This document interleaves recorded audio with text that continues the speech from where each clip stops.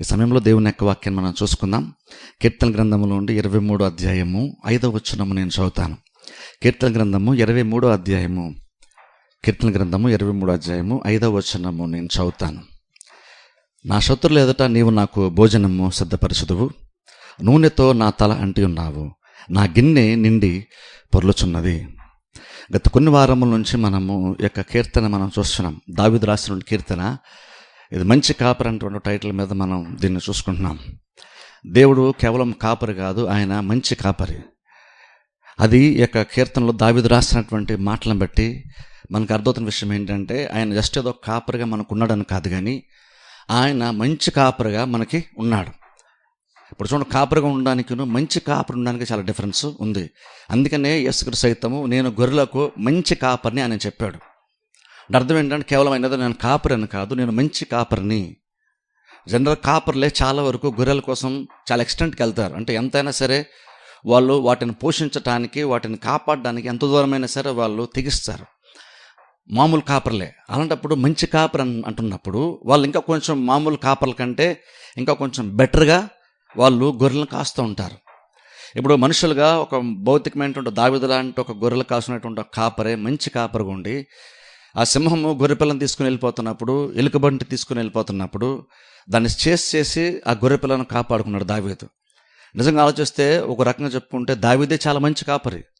ఎందుకంటే ఆఫ్టర్ గొర్రె కదా, పోతే పోయిందిలే, ఏముందిలే, ఇంకా చాలా ఉన్నాయి అని అనుకోలేదు. లేదా పోతే పోయిందని నేను సేఫ్గా ఉన్నాను కదా అని దావీదు అనుకోలేదు ఆ రోజున. దాన్ని ఆయన కాపాడుకున్నట్టుగా ఆయన సౌలుతో మాట్లాడుతున్నప్పుడు చెప్పడం బైబిల్ మనం చూస్తాం. కాబట్టి దావీదు చాలా మంచి కాపరి. ఆ కాపరిగా ఉండి గొర్రెలు మంచిగా దావీదు చూసుకుంటున్నాడు. బహుశా కొన్ని ఉండొచ్చు, ఎందుకంటే వాళ్ళ అన్నీలు కూడా ఆ గొలియాతు యుద్ధం చేయడానికి వెళ్ళినప్పుడు ఆ చిన్న మందను వదిలేసి ఇక్కడికి ఎందుకు వచ్చావని కూడా వాళ్ళ అన్నీలు మాట్లాడడం బైబిల్ మనం చూస్తాం. అదేం చెప్తుందంటే, బహుశా దావీదు గొర్రెలు బహుశా కొన్ని ఉంటాయేమో, కానీ ఆ కొద్దిగా ఉన్నటువంటి ఆ గొర్రెలు కూడా చాలా మంచిగా దావీదు ఆ రోజున చూసుకున్నాడు. బహుశా అనుకుంటాను అందుకేనేమో దావీదు, బహుశా నేను అనుకుంటాను ఎక్కువ దావీదు ఆలోచిస్తుంటాడేమో, అందుకని దావీదు ఎక్కువ కీర్తనలు రాయగలుగుతున్నాడు. ఇప్పుడు చూడండి, నిజంగా అలా కీర్తనలు రాశాడంటే అర్థం ఏంటంటే, ఎక్కువగా బహుశా బేసిక్గా ఎలాంటి వాళ్ళు అలాంటి మాటలు మాట్లాడగలుగుతారు. అంత లోతుగా ఒక భౌతికమైనటువంటి ఒక కార్యం నుంచి ఒక గొప్ప ఆత్మ సంబంధమైన సత్యాన్ని ఎలా తీసుకురాగలుగుతాము అంటే, ఆ భౌతికమైన కార్యాలను పరిశీలనగా చూస్తున్నప్పుడు, దాన్ని ఆత్మీయంగా ఆలోచిస్తున్నప్పుడు ఖచ్చితంగా అందులో నుంచి ఒక భౌతికమైన ఒక కార్యంలో నుంచి కొన్ని ఆత్మీయ సత్యాలు మనకి దేవుడు బయలుపరుస్తూ ఉంటాడు. బహుశా అనుకున్న దావీదు కూడా కాపరి కాబట్టి బహుశా ఆయన కూడా తను ఎంత మంచిగా గొర్రెలు నడిపించుకుంటాడో బహుశా తనకు కూడా కొంతవరకు తెలిసి ఉంటుందేమో. అలా బహుశా ఆలోచిస్తున్నప్పుడు తన గొర్రెలు ఎలాగైతే ఎంత క్షేమంగా ఉన్నాయో ఆలోచిస్తున్నప్పుడు, తాను ఒక మనిషిగా ఉండి గొర్రెల కొరకు అంతగా వెళ్ళి సింహము నోట్లోంచి, ఎలుకబంటి నోట్లోంచి గొర్రెలు కాపాడుకున్నప్పుడు బహుశా అనుకుంటా దావీదు ఆలోచిస్తున్నాడేమో, నేను ఒక మనిషిగా ఉండి నా గొర్రెలు ఎంత బాగా నేను చూసుకున్నప్పుడు, నేను కూడా దేవునికి ఒక గొర్రెగా ఉంటే, ఆయన నా కాపరిగా ఉంటే నన్ను ఆయన ఇంకెంత బాగా చూసుకుంటాడు అని బహుశా దావీదు కనిపించిందేమో వాటి గురించి లోతుగా ఆలోచిస్తున్నప్పుడు. అందుకని దావీదు కీర్తన రాశాడు. ఈ కీర్తన ఈ లైఫ్ టైంలో దేవుడు మనల్ని ఎలా నడిపిస్తాడని దాని గురించి దావీదు ఇక్కడ రాశాడు. అందులో చాలా విషయాలు మనము ఒక సుమారు 8 వారాల పాటు మనం చాలా విషయాలు మనం చూసుకున్నాం. లాస్ట్ టైం మనము నా శత్రుల ఎదుట నీవు నాకు భోజనము సిద్ధపరచుదన్న మాట చూసాం. నా శత్రుల ఎదుట నీవు నాకు భోజనము సిద్ధపరచుదవు. దేవుడు శత్రువు ఉండగానే, విరోధి ఉంటుండగా కూడా, విరోధి యొక్క సన్నిధానంలో సైతము దేవుడు మనకి ఏ లోటు లేకుండా దేవుడు మనకి తృప్తిని, సమృద్ధిలోనికి నడిపిస్తాడని దావీదు ఇక్కడ చెప్తున్నాడు. లాస్ట్ టైం చెప్పాను చూసారా, ఒక వేసవికాలం లాంటి పరిస్థితులు వచ్చినప్పుడు పచ్చిక చుట్టుపక్కల దగ్గర ప్రాంతాల్లో, అనుకూలమైన ప్రాంతాల్లో పచ్చిక దొరకనప్పుడు, వేసవి లాంటి కాలాల్లో కాపర్లు ఏం చేస్తారంటే సుదీర్ఘమైన ప్రాంతాలకు వెళ్తారు. అలా వెళ్తూ ఉన్నప్పుడు కొన్నిసార్లు లోయలు దాటి, కొండలు దాటి అవతాలకు వాళ్ళు వెళ్ళాల్సిన పరిస్థితి వస్తుంది. అందుకని పైన గాఢంధకార లోయలు సంచరించిన భయపడిన దావీదు అన్నాడు. ఎందుకంటే అలాంటి పరిస్థితులు కూడా వెళ్తాడు కాపరి, వెళ్ళి వేరే ప్లేసెస్ తీసుకుని వెళ్ళి గొర్రెలు నడిపిస్తాడు. అయితే కాపర్లు జనరల్గా ఏం చేస్తారంటే, మరీ ప్రమాదకరమైనటువంటి ప్రాంతాలు ఉంటాయి అనే ముందే వాళ్ళకి కనిపిస్తే కనుక వాళ్ళు ఏం చేస్తారంటే, ఒకరోజు ముందే వాళ్ళు వెళ్ళి ఆ ప్లేస్ ఎంత అనుకూలంగా ఉంది, ఏ ఏ ప్లేసెస్ అయితే గొర్రెలకి సేఫ్గా ఉంటుంది, ఏ ప్లేసెస్ అయితే పచ్చిక బాగా దొరుకుతుంది, ఏ ప్లేస్ అయితే వాటికి ఆరోగ్యకరంగా ఉన్నటువంటి విషపూరితమైనటువంటి కానటువంటి ప్లేసెస్లో ఎక్కడైతే గడ్డి దొరుకుతుంది, అవన్నీ కూడా ఆలోచించుకొని సిద్ధపరచుకొని ఆ పాయింట్ ఏర్పాటు చేసుకొని అప్పుడు వచ్చి గొర్రెలను కాపర్లు జనరల్ నడిపిస్తారట కొత్త ప్లేసెస్ అయితే. అందుకని ఇక్కడ దావీదు ఏం చెప్తాడంటే, అలాగా నా సొత్తులో నువ్వు నా భోజనం సిద్ధపరచదువు.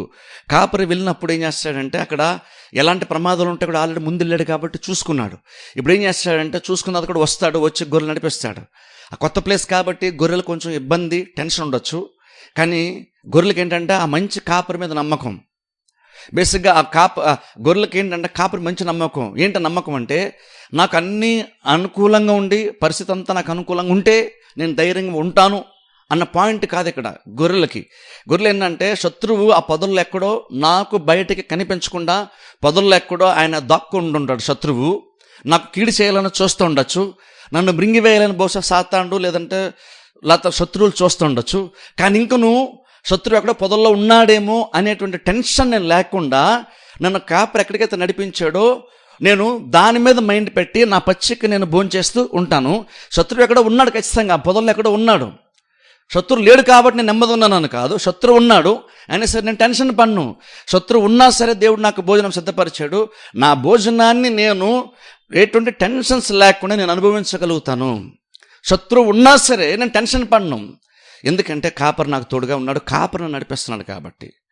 అలాగే దేవుడు ఏంటంటే మనకి అన్ని అనుకూలంగా ఉంటేనని కాదు, కొన్నిసార్లు మనకు విరోధమైన కార్యాలు జరుగుతున్నా సరే ఇంకొను విరోధులు ఉన్నారు, కీడు చేయాలని చూస్తారు, కానీ వాళ్ళు అనుకున్నటువంటిది ఏది కూడా నెరవేర్చబడకుండా దేవుడు మనల్ని కాపాడుతూ ఉంటాడు. లాస్ట్ టైం చూసారా, అక్కడ బిలాము బాలాకు విషయంలో కూడా ఇజ్రాయెల్ ప్రజలకు ఏమీ తెలియదు. వాళ్ళు పాపం అక్కడ మైదానంలో వాళ్ళు టెంట్లు వేసుకొని గుడారాలు వేసుకొని వాళ్ళు అక్కడ అలాగే నివసిస్తున్నారు. కానీ లోపు బాలాకు బిలామును పిలిపించాడు, శపించు అతను నేను యుద్ధం చేస్తాను, వాళ్ళని ఓడిస్తాను అన్నాడు. ఇది ఇక్కడ ఈ పైన వీళ్ళకి వ్యతిరేకంగా ఎంత కుట్ర జరుగుతుందో పర్వతం పైన ఆ మైదానంలో నివసించేటువంటి ఇజ్రాయెల్ ప్రజలకు ఏమాత్రం కూడా తెలియదు. అయినా సరే వాళ్ళు ఏమాత్రం కూడా డిఫెండ్ చేసుకోలేదు, అన్ని దేవుడు చూసుకున్నాడు. బిలాము నోరు తెరిచి చెప్పిద్దామని చూశాడు, కానీ శాపమును కూడా దేవుడు ఆశీర్వాదకరంగా మార్చి ఇజ్రాయెల్ ప్రజలను దీవించాడు. ఎందుకంటే చూడండి, మనందరం క్రిస్టియన్స్గా మనం శత్రువు కోసం ఎక్కువ మాట్లాడడం, సాతాను కోసం ఎక్కువ మనం మాట్లాడడం. సాతాను ఉన్నాడు అని చెప్పేసి సాతాను కోసం ఎక్కువ ఆలోచించం, సాతాను కోసం ఎక్కువ టెన్షన్ పడడం, సాతాను గురించి ఎక్కువగా మాట్లాడడం, మనం వాడి గురించి ఎక్కువ ఆలోచించం. మనం ఏం చేస్తామంటే, శత్రువు ఉండుండొచ్చు, శత్రువు ఉన్నాడు, మీ విరోధైన అపవాది గర్జించు సింహంలే ఎవరైతే మృంగుదునా అని వాడు వెతుకుతూ తిరుగుతూ ఉన్నాడు. ఎందుకు తిరుగుతారంటే అందరూ అందుబాటులో లేరు సాతానికి. అందరూ అందుబాటులో ఉంటే అందరినీ సాతాను మృంగివేసేవాడు. కానీ పేతురు చెప్తున్న మాట ఏంటంటే, ఎవరిని మృంగుదునా అని వాడు వెతుకుతున్నాడు, తిరుగుతున్నాడు. అంటే అర్థం ఏంటంటే, అందరినీ మృంగేయాలని వాడుకు ఉంది, కానీ అందరినీ మృంగలేడు వాడు. ఎందుకంటే కాపరి ఉన్నాడు, ఆయన చూసుకుంటాడు కాబట్టి. అందుకని కాపరి దగ్గర జరగడం అందుకని అంత ఇంపార్టెంట్. ఏ గొర్రె అయితే కాపరి దూరంగా జరుగుతుందో బేసిక్గా దాన్నే ఈ విరోధుల శత్రువు సింహం ఎలుకబంటి వచ్చి తీసుకెళ్ళిపోయేటువంటి అవకాశాలు ఆ గొర్రెకి ఎక్కువ ఉంటాయి. ఎవరైతే కాపరి దగ్గరగా ఉంటారో, కాపరి వీళ్ళని దగ్గర జరుగుతారో ఖచ్చితంగా వాళ్ళైతే మాత్రం శత్రువు గురించి వాళ్ళు భయపడాల్సిన పని యాక్చువల్గా లేదు. అదే ఇక్కడ దావీదు మాట్లాడాడు, నా శత్రువు భోజనం సిద్ధపరచు మాట్లాడిన తర్వాత ఇప్పుడు నెక్స్ట్ లైన్ చదువుతాను చూడండి, ఆ 2 లైన్లు చూసుకుందాం. నూనెతో నా తల అంటి ఉన్నావు, నా గిన్నె నిండి పొర్లుచున్నది.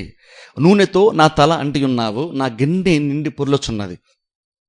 మొదటి ఫస్ట్ లైన్ చూద్దాం, నూనెతో నా తల అంటి ఉన్నావు. ఇక్కడ చూడండి, నార్మల్గా ఏంటంటే నూనెతో నా తల అంటి ఉన్నావు అని బేస్ ఇక్కడ కాపరి చెప్తున్నాడు ఇక్కడ. ఇప్పుడు చూడండి, అది కూడా భౌతికమైనటువంటి దాని నుండే ఆత్మ సంబంధ సత్యాన్ని దావీదు అర్థం చేసుకున్నాడు. అందుకే ఫస్ట్ ఆఫ్ ఆల్ మనం భౌతికమైన అర్థం చేసుకున్నప్పుడే అందులోంచి ఆత్మ సంబంధమైనటువంటి కార్యం మనకి అర్థం అవుతుంది. కాబట్టి భౌతికమైన సందర్భం ఏంటి ఇక్కడ మనం చూస్తే, నూనెతో నా తల అంటి ఉన్నావు అంటే అర్థం ఏంటంటే, ఇప్పుడు చూడండి ఏ స్టేజ్కి వచ్చేటప్పుడు కాపరి గొర్రెలు వేసి నడిపించాడంటే, శత్రువు ఉన్నా సరే ఇబ్బంది లేనటువంటి గాఢంధకారంలో వెలుగుండా సంచరిస్తున్నా సరే భయపడాల్సినటువంటి పని లేనటువంటి స్థితిలో పొజిషన్లో ఈ మంచి కాపరి గొర్రెలను నడిపిస్తూ వచ్చాడు, పెడుతూ వచ్చాడు. ఇప్పుడు ఆ పొజిషన్లో ఈ గొర్రెలు ఉన్నాయి. కానీ ఇప్పుడు చూడండి, ఇక్కడ నెక్స్ట్ వెంటనే ఏం మాట్లాడుతానంటే, శత్రువు నా భోజనం సిద్ధపరచదు అన్నాడు, విరోధి గురించి శత్రువు గురించి మాట్లాడుతున్నాడు. ఆ శత్రువు చాలా క్లియర్, ఆయన ఖచ్చితంగా ఆయన ఉద్దేశాలు అంటే చాలా స్పష్టంగా గొర్రెలకు తెలుసు, కాపరి కూడా తెలుసు.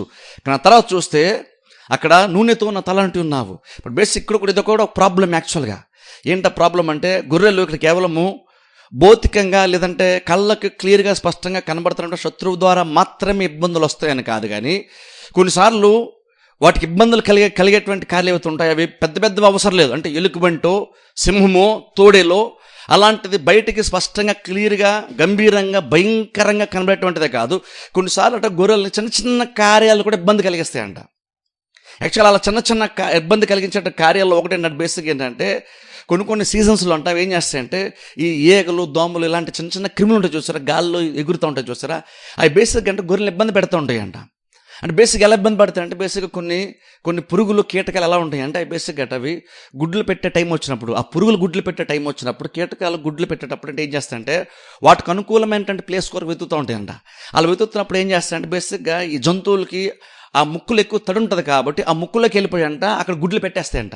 బేసిక్గా ఈగలు లాంటివి లేదా కొన్ని ఉంటే చూస్తారా కీటకాలు, ఎలాంటి నార్మల్గా ఏం చేస్తాయంటే అంటే వేరే జంతువులని వాడుకుంటాయి వాటి గుడ్డు పొదగటానికి అనుకూలమైన పరిస్థితి ఉండడానికి. ఇప్పుడు సపోజ్ అవి గుడ్లు పెట్టాలన్నప్పుడు ఆ ప్లేస్ కనుక దానికి అనుకూలంగా తడిగా ఉండాలనుకుంటే, సపోజ్ చల్లగా తడిగా ఉండాలనుకుంటే బేసిక్గా ఏం చేస్తాయంటే ఇలాంటి గొర్రె లాంటి మంద ఎక్కువ ఉన్నప్పుడు ఆ ఇల్లంటే ఏం చేస్తాయంటే ఆ ముక్కులోకి వెళ్ళిపోయి అక్కడ గుడ్లు పెట్టేస్తాయంట.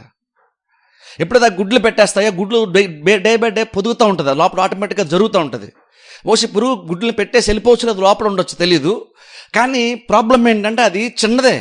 ఇప్పుడు సింహం ఎలుగుబంటు అనుకోండి, దాని బలం కనబడుతుంది, అది భయంకరంగా కనబడుతుంది.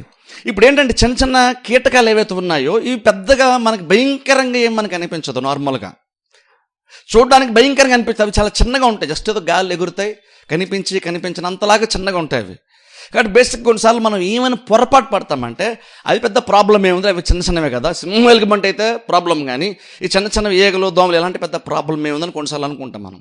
కానీ యాక్చువల్గా ఏం జరుగుతుందంటే ఈ సిచ్యువేషన్ ఇలాగ ఎప్పుడైతే కొన్ని ఈ ఈగలు లాంటివి కానీ ఇలాంటివి కొన్ని ముక్కులోకి వెళ్ళిపోయి ఆ గుడ్లు పెట్టి పొదటం ఇలా ప్రాసెస్ జరుగుతుందో రోజులు గడిచే కొలదంట ఆ బాధ వాటికి ఎక్కువైపోద్దంట. ఆ బాధ అంటే ఇబ్బంది ఎక్కువైపోద్ది. స్టార్టింగ్ పెద్దగా ఇబ్బందులు అనిపించకపోవచ్చు, స్టార్టింగ్లో చిన్న ఇబ్బంది ఉంటుంది. కానీ రోజులు గడిచే కొద్ది బహుశా గుడ్లు లోపల పిల్లలు అవుతూ ఉంటాయి కాబట్టేమో ఇబ్బంది ఎక్కువైపోద్దంట. కొన్నిసార్లు అవి బాగా లోపలికి వెళ్ళిపోయి దాని బుర్రంతా పిచ్చెక్కినట్టు కూడా అయిపోద్దంట ఒక్కొక్కసారి.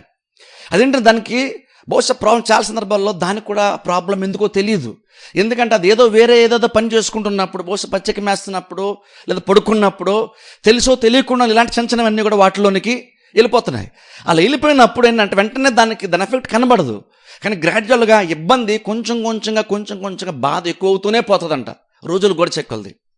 ఆ ఇబ్బంది ఉన్నప్పుడు బేసిక్గా ఏం చేస్తాయంటే అది వాటికి తలలో పెద్ద ఇబ్బంది అనిపించి ఏం చేస్తాయంటే చాలాసార్లు వెళ్ళి చెట్లకు గుద్దుకోవడం, తలని వేసి కొట్టుకోవడం, లేదా పెద్ద బండ్లు ఉంటే బండ్లకి వేసి కొట్టుకోవడం, బేసిక్గా ఇలా ఆడ్గా డిఫరెంట్గా ఆ ఇబ్బందిని తీసివేసుకోలేక ఏం చేయాలో అర్థం కాక నెమ్మది లేక కొన్నిసార్లు అలా కొట్టుకుంటూ ఉండి అంట. కొన్నిసార్లు ఏం చేస్తాయంటే అవి బండకేసో చెట్టుకేసో కొట్టుకుంటూ ఉంటాయి. కొన్నిసార్లు వాటికే డిస్టర్బెన్స్ వచ్చేసి వాటిలో గొడవలు కూడా ఆడుకుంటూ ఉంటాయంట. బేసిక్గా ఇలాంటి చిన్న ఇబ్బందులు గొర్రెలకు ఆ సందర్భాల్లో ఫేస్ చేస్తూ ఉంటారు. ఎప్పుడైతే ఈ కాపరి ఇది అనవసరం కొంచెం డిఫరెంట్గా బిహేవ్ చేస్తూ బహుశా గెంతులేస్తూ అటు ఇటు కొట్టుకుంటూ తలను దేనికి వేసి గుద్దుకుంటూ చేసుకుంటుందో బేసిక్గా అలాంటి సందర్భం వచ్చినట్టు మంచి కాపరికి అయితే తెలిసిపోద్దంట ప్రాబ్లం ఏంటన్నది. ఎందుకంటే ఇప్పుడు ప్రాబ్లం ఏంటంటే ఇప్పుడు పెద్ద సింహాలు ఎలుకబంట్లో తోడేలా ప్రాబ్లం కాదు, ఏదంటే చిన్న సమస్యలు. అందుకు బేసిక్గా ఏం చేస్తారంటే ఇట్లా ముక్కులో ద్వారానే లోంట్లోకి వెళ్తుంది. కాబట్టి బేసిక్ ఏంటంటే ఒకలాంటి ఆయింట్మెంట్ లాంటిది, అంటే వాటికి విరుగుడుగా ఆ స్మెల్కి అవి రాకుండడానికి ఏదో ఆయిల్ లాంటిది ఆయింట్మెంట్ లాంటిది దాని తల మీద కాపర్లు అలాంటి గొర్రెలు అలాంటి సందర్భం అలాంటి కాలం వచ్చినప్పుడు ఏం చేస్తారంటే బేసిక్ అలాంటిది గొర్రెలకు అటాక్ అవుతుందని తెలిసినప్పుడు, అలాంటి సమస్య గొర్రెల తలెత్తుందని అర్థమైనప్పుడు బేసిక్ గొర్రెలన్నిటికీ ఏం చేస్తారంటే కాపర్ అంట ఒకలాంటి ఆయిల్ లాంటిది ఏదో ఉంటుందంట, అది ప్రతిదాని తల మీద వేసేస్తాడంట. అలా ఎందుకు అలా వేసినప్పుడు ఆ స్మెల్కి ఈగలు దోమలు లాంటివి వాటి దగ్గరికి రావడానికి ఇష్టపడవు. ఆ స్మెల్ వాటికి పడదు కాబట్టి అవి దగ్గరికి రావడానికి ఇష్టపడవు. అలాగే వాటికి నెమ్మది ఆ మూమెంట్లో దొరుకుతుంది, ఆ సమస్యకి పరిష్కారం అలాగున్నా దొరుకుతుంది. ఇప్పుడు చూడండి ఇది పెద్ద ప్రాబ్లం కాదు, కానీ ఇంకొక ఇది కూడా చాలా ఇబ్బంది కలిగించేటువంటిది. ఇది బయటికి ఎవరికి పెద్దగా నోటీస్ చేయగలిగేంత అందరికీ కనబడేంతలాగా ఇది ఇబ్బంది ఉండదు. ఇది అనుభవించేటువంటి ఆ ఒక్క గొర్రెకి మాత్రమే తెలుసు ప్రాబ్లం ఏంటన్నది. ఎందుకంటే బయట చూడడానికి బాగానే కనబడుతుంది, పెద్దగా తోడేలు రావడమో దానికి శారీరకంగా బయటికి బాహ్యంగా ఏ గాయమో ఇంకేదో దెబ్బ ఏదో లేదు కాబట్టి బాగానే ఉంది కదా, ఎందుకు ఇలా బిహేవ్ చేస్తాను అనుకుంటాం మనం. కానీ ఇప్పుడు స్పెసిఫిక్ ఈ టైంలో దాని ప్రాబ్లమ్ ఎక్స్టర్నల్ కాదు, అంటే బహిరంగంగా కనబడేటువంటిది కాదు. దాని ప్రాబ్లం ఇంటర్నల్గా ఉంది. శత్రువు చిన్న కీటకాలను లోపలికి వెళ్ళిపోయి లోపల ఇబ్బంది కలిగిస్తూ ఉన్నాయి. అందుకని వాళ్ళ డిఫరెంట్గా అవి తలను బాదుకుంటూ బిహేవ్ చేస్తూ ఉంటాయి. ఇప్పుడు చూడండి అలాగే దావీదు కూడా మాట్లాడుతూ ఆత్మ సంబంధం ఇప్పుడు మన గురించి మాట్లాడితే మనం కూడా గొర్రెల్లాగానే మన జీవితం కూడా బేసిక్గా కొన్నిసార్లు మనకి ఇబ్బందులు కలిగేటప్పుడు ఆ ఇబ్బందుల్లో కొన్ని సందర్భంలో బలమైనటువంటి పెద్ద కార్యాలు పెద్ద సమస్యలు మనకి ఇబ్బంది కలిగిస్తూ ఉంటాయి. ఇప్పుడు శత్రువుల గాఢంత కారం లాంటిది, లేదా శత్రువు భోజనం సత్యపాసం చెప్పచ్చు అలా శత్రువుల విరోధులు ఎవరైతే ఉన్నారో వాళ్ళు బేసిక్ ఇబ్బంది. ఆ ప్రాబ్లం వచ్చినప్పుడు బేసిక్గా అందరికీ తెలిసిపోద్ది. ఆ ప్రాబ్లం ఉన్నప్పుడు శత్రు ఉన్నాడు కాబట్టి భయపడుతున్నారు, ఈ ప్రాబ్లం ఉంది కాబట్టి భయపడుతున్నారు, పలానా ప్రాబ్లం బట్టి వీళ్ళు చింతపడుతున్నారు, దిగులు పడుతున్నారని. ప్రాబ్లం పెద్దదిగా ఉన్నప్పుడు, పెద్దదైనప్పుడు, అది అందరూ కనిపించేంత పెద్దగా ఉన్నప్పుడు అందరూ కూడా పాపం ప్రాబ్లం ఉందని అందరూ కూడా అర్థం చేసుకుంటారు, బహుశా ఓదారుస్తారు, ఆదరించే ప్రయత్నం కూడా చేస్తారు. కానీ కొన్నిసార్లు మనుషులంగా మనకేంటంటే, మనకు ప్రతిసారి ప్రాబ్లమ్ బయట కనబడేటువంటిదే కాదు, ప్రతిసారి ప్రాబ్లం మన బయట కనబడేదే కాదు. కొన్నిసార్లు చిన్న చిన్న విషయాలు కూడా మనకి చాలా ఇబ్బందిని కలిగిస్తాయి. అది చిన్నదే కదా అనుకుంటాం. బేసిక్గా అవి ఎంత చిన్నగా ఉంటాయంటే కొన్నిసార్లు అది మనం ఎవరికైనా చెప్పుకుందని ప్రయత్నం చేసినా, ఒకవేళ చెప్పినా అది చిన్నదే కదా, అదేం పెద్ద ప్రాబ్లము, దాని గురించి అంత ఎక్కువగా మాట్లాడుతున్నారు వీళ్ళు, చిన్నదే కదా, ఆ మాత్రం తట్టుకోలేమా అని కొన్నిసార్లు మనకు అనిపిస్తుంది. అంటే వినేవాళ్ళకి అనిపిస్తుంది. మనం ఆ బాధపడుతూ ఆ బాధ ఎవరికైనా చెప్పుకుందాం అనుకున్నాం అనుకోండి, అప్పుడు వినేటువంటి వాళ్ళు కూడా ఎలా ఉంటుందంటే, ఇది చిన్న సమస్య కదా, దీని గురించి మాట్లాడుతున్నారేంటి. జస్ట్ ఆలోచించండి, ఈ ఈగల గురించో, దోమల గురించో, చిన్న చిన్న పురుగుల గురించో, ఒక గొర్రెలు ఇంకో గొర్రెతో మాడుతూ, ఈ చిన్న పురుగుని చూసావా, ఈ ఈగ ఉంది, దీనివల్ల నాకు ఇబ్బంది ఉందని అనుకోండి, ఆ గొర్రెలు పెద్ద అర్థం కాదు. ఓ పక్కన చాలామంది సింహాలు మింగేస్తున్నాయి, ఎలుగుబంట్లు వచ్చేస్తున్నాయి, తినేస్తున్నాయి, తోడలు వచ్చేస్తున్నాయి, నువ్వు చిన్నదాన్ని మారుతావు, ఇదే పెద్ద ప్రాబ్లం ఏంటి అని కొన్నిసార్లు అవతల వాళ్ళు ఈ చిన్న సమస్యని చులకనగా చూసి ఆమాదం తట్టుకోలేవా అని మాట్లాడే వాళ్ళు కొంతమంది ఉంటారు. కానీ యాక్చువల్గా అదేంటంటే బయట కనబడేటువంటిది అది పెద్దదిగా లేదు కాబట్టి ఎవరికి అర్థం కాదు, అది అనుభవించేటువంటి వాళ్ళకి మాత్రమే ఆ బాధ తెలుస్తుంది. అదేంటంటే ఇది బయట కనిపించదు కాదు, లోపల మాత్రమే ఉండేటువంటి బాధ. ఇదివరకు చెప్పుకున్నా అది వాళ్ళు పెద్దగా సీరియస్గా దాన్ని తీసుకోలేదు, చిన్నదే కదా ఇదే ముందులు అనుకుంటారు. కానీ యాక్చువల్ అలాంటి చిన్న చిన్న ఇబ్బందులు కూడా కొన్నిసార్లు ఏంటంటే ఎక్కువ కాలంగా కంటిన్యూ అవుతూ ఉంటే అది మరింత ఇబ్బంది అయిపోద్ది. అప్పుడు ఎలాగైతే చూడండి, నార్మల్గా చూడండి, గొర్రెలు ఎలాగైతే ఆ చెట్టుకేసి ఆ బండ్లకేసి తలను కొట్టుకుంటూ ఉంటాయో, కొన్ని సందర్భాల్లో బహుశా మనుషులు మనం కూడా బేసిక్ అలాగే బిహేవ్ చేస్తాం. బహుశా మనం చెట్టుకో గోడకి తల కొట్టుకోకపోవచ్చాము, కానీ మనం కూడా చాలా అంటే చూసారా, నాకు బుర్ర పిచ్చెక్కిపోతుంది, బుర్ర హీట్ ఎక్కిపోతుంది, జుట్టు పిక్కులు అనిపిస్తుంది, బుర్ర పాడైపోతుంది అని చూసారా. అంటే బేసిక్ ఇవన్నీ ఏంటంటే ఇవి చిన్న చిన్నవిలాగే ఉంటాయి, ఇవి నిజంగానే చిన్నవే ఒక రకంగా చెప్పాలంటే. కానీ అది చిన్నదే కానీ అది క్రియేట్ చేసే ప్రాబ్లం మాత్రము అది బయటికి గాయం కనబడదు, కానీ లోపల మాత్రమే ఆ గాయము బాధ ఉంటుంది. సో ఇప్పుడు ఏదంటే మనం ఎవరికైనా చెప్పుకోవడానికి కూడా మనం ఇష్టపడం, ఒకవేళ చెప్పుకున్నా ఎవరికి పెద్దగా అది అర్థము కాదు. అలాంటి సిచ్యువేషన్ మన లైఫ్లో కూడా చాలానే వస్తూ ఉంటాయి, ఏదో సందర్భంలో వస్తూనే ఉంటాయి. ఇది బయటకు కనిపించదు కాదు, లోపల మాత్రం ఉండేటువంటిది. ఆ బాధ కూడా ఏంటంటే చిన్నదే కావచ్చు, కానీ అది కూడా చాలా ఇబ్బంది కలిగిస్తుంది. ఎంత ఇబ్బంది కలిగిస్తుంది అంటే బేసిక్గా అలాంటి సందర్భంలో మనం చాలా టెన్షన్ పడతాం. ఎలాగైతే గొర్రెలు ఇబ్బంది పడి ఏం చేయాలో తెలియక, ఎలా హ్యాండిల్ చేయాలో తెలియక ఎలాగైతే అవి అటు బొర్రెలు బాదుకుంటా డిస్టర్బ్ ఫీల్ అవుతూ దానికి ఉన్నటువంటి అన్ఈజీనెస్ ఏదైతే ఉందో, ఏదైతే దానికి నెమ్మది లేకుండా ఉందో, కొన్ని సందర్భాల్లో దాన్ని తీసుకెళ్ళి వేరే గొర్రె మీద కూడా ఉడుతుంది అది. అంటే బేసిక్గా అది ఎలా ఉంటుంది, కొన్నిసార్లు ఏంటంటే దానికి లోపల ఇబ్బంది ఉండి దానికి తలలో ఏదో చిన్న అసౌకర్యానికి గురయ్యి అది ఏది కనబడి దాన్ని గొబ్బుకొని వెళ్ళి దాన్ని కొట్టుకోవడం ఇలా చేస్తుంటాయి, గుద్దుకుంటూ ఉంటాయి. బేసిక్ గొర్రెలు తలతోనే చేసుకుంటాయి కాబట్టి అలా కొడుతూ ఉంటాయి. కొన్నిసార్లు అలా దాని బాడీ లాంగ్వేజ్ కొన్నిసార్లు ఎలా ఉంటుందంటే, అది వెళ్ళి వేరే దాన్ని కొట్టినప్పుడు కూడా వేరే గొర్రె చూసినప్పుడు ఇది నా మీద ఫైటింగ్ వస్తుందేమన్నట్టుగా అది కూడా కొన్నిసార్లు భావిస్తుంది. బేసిక్గా అదేంటే తలతో వెళ్ళి దేన్నో కొట్టుకోవడానికి ట్రై చేస్తుంది.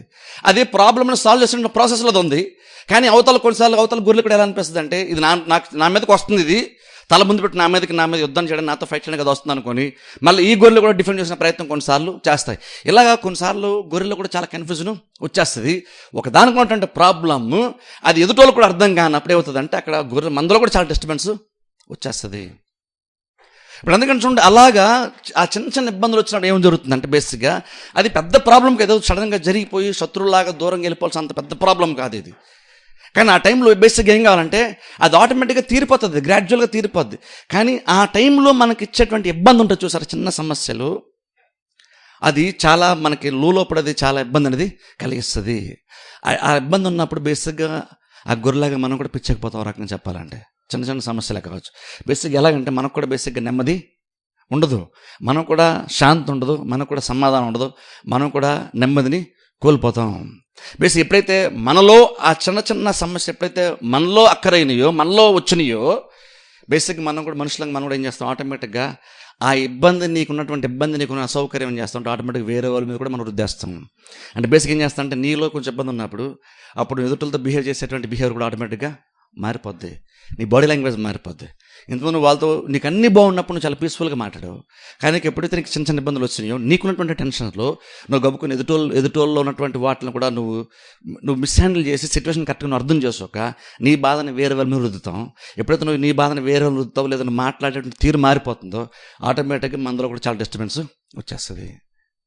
ఇలాగే ఆత్మీయంగా కూడా మన జీవితంలో ఎగ్జాక్ట్ అంతే. కొన్నిసార్లు మనకి టెన్షన్స్ ఉంటాయి. ఆ టెన్షన్స్ మనం అందరూ చెప్పడానికి ఇష్టపడడం కాబట్టి చెప్పం.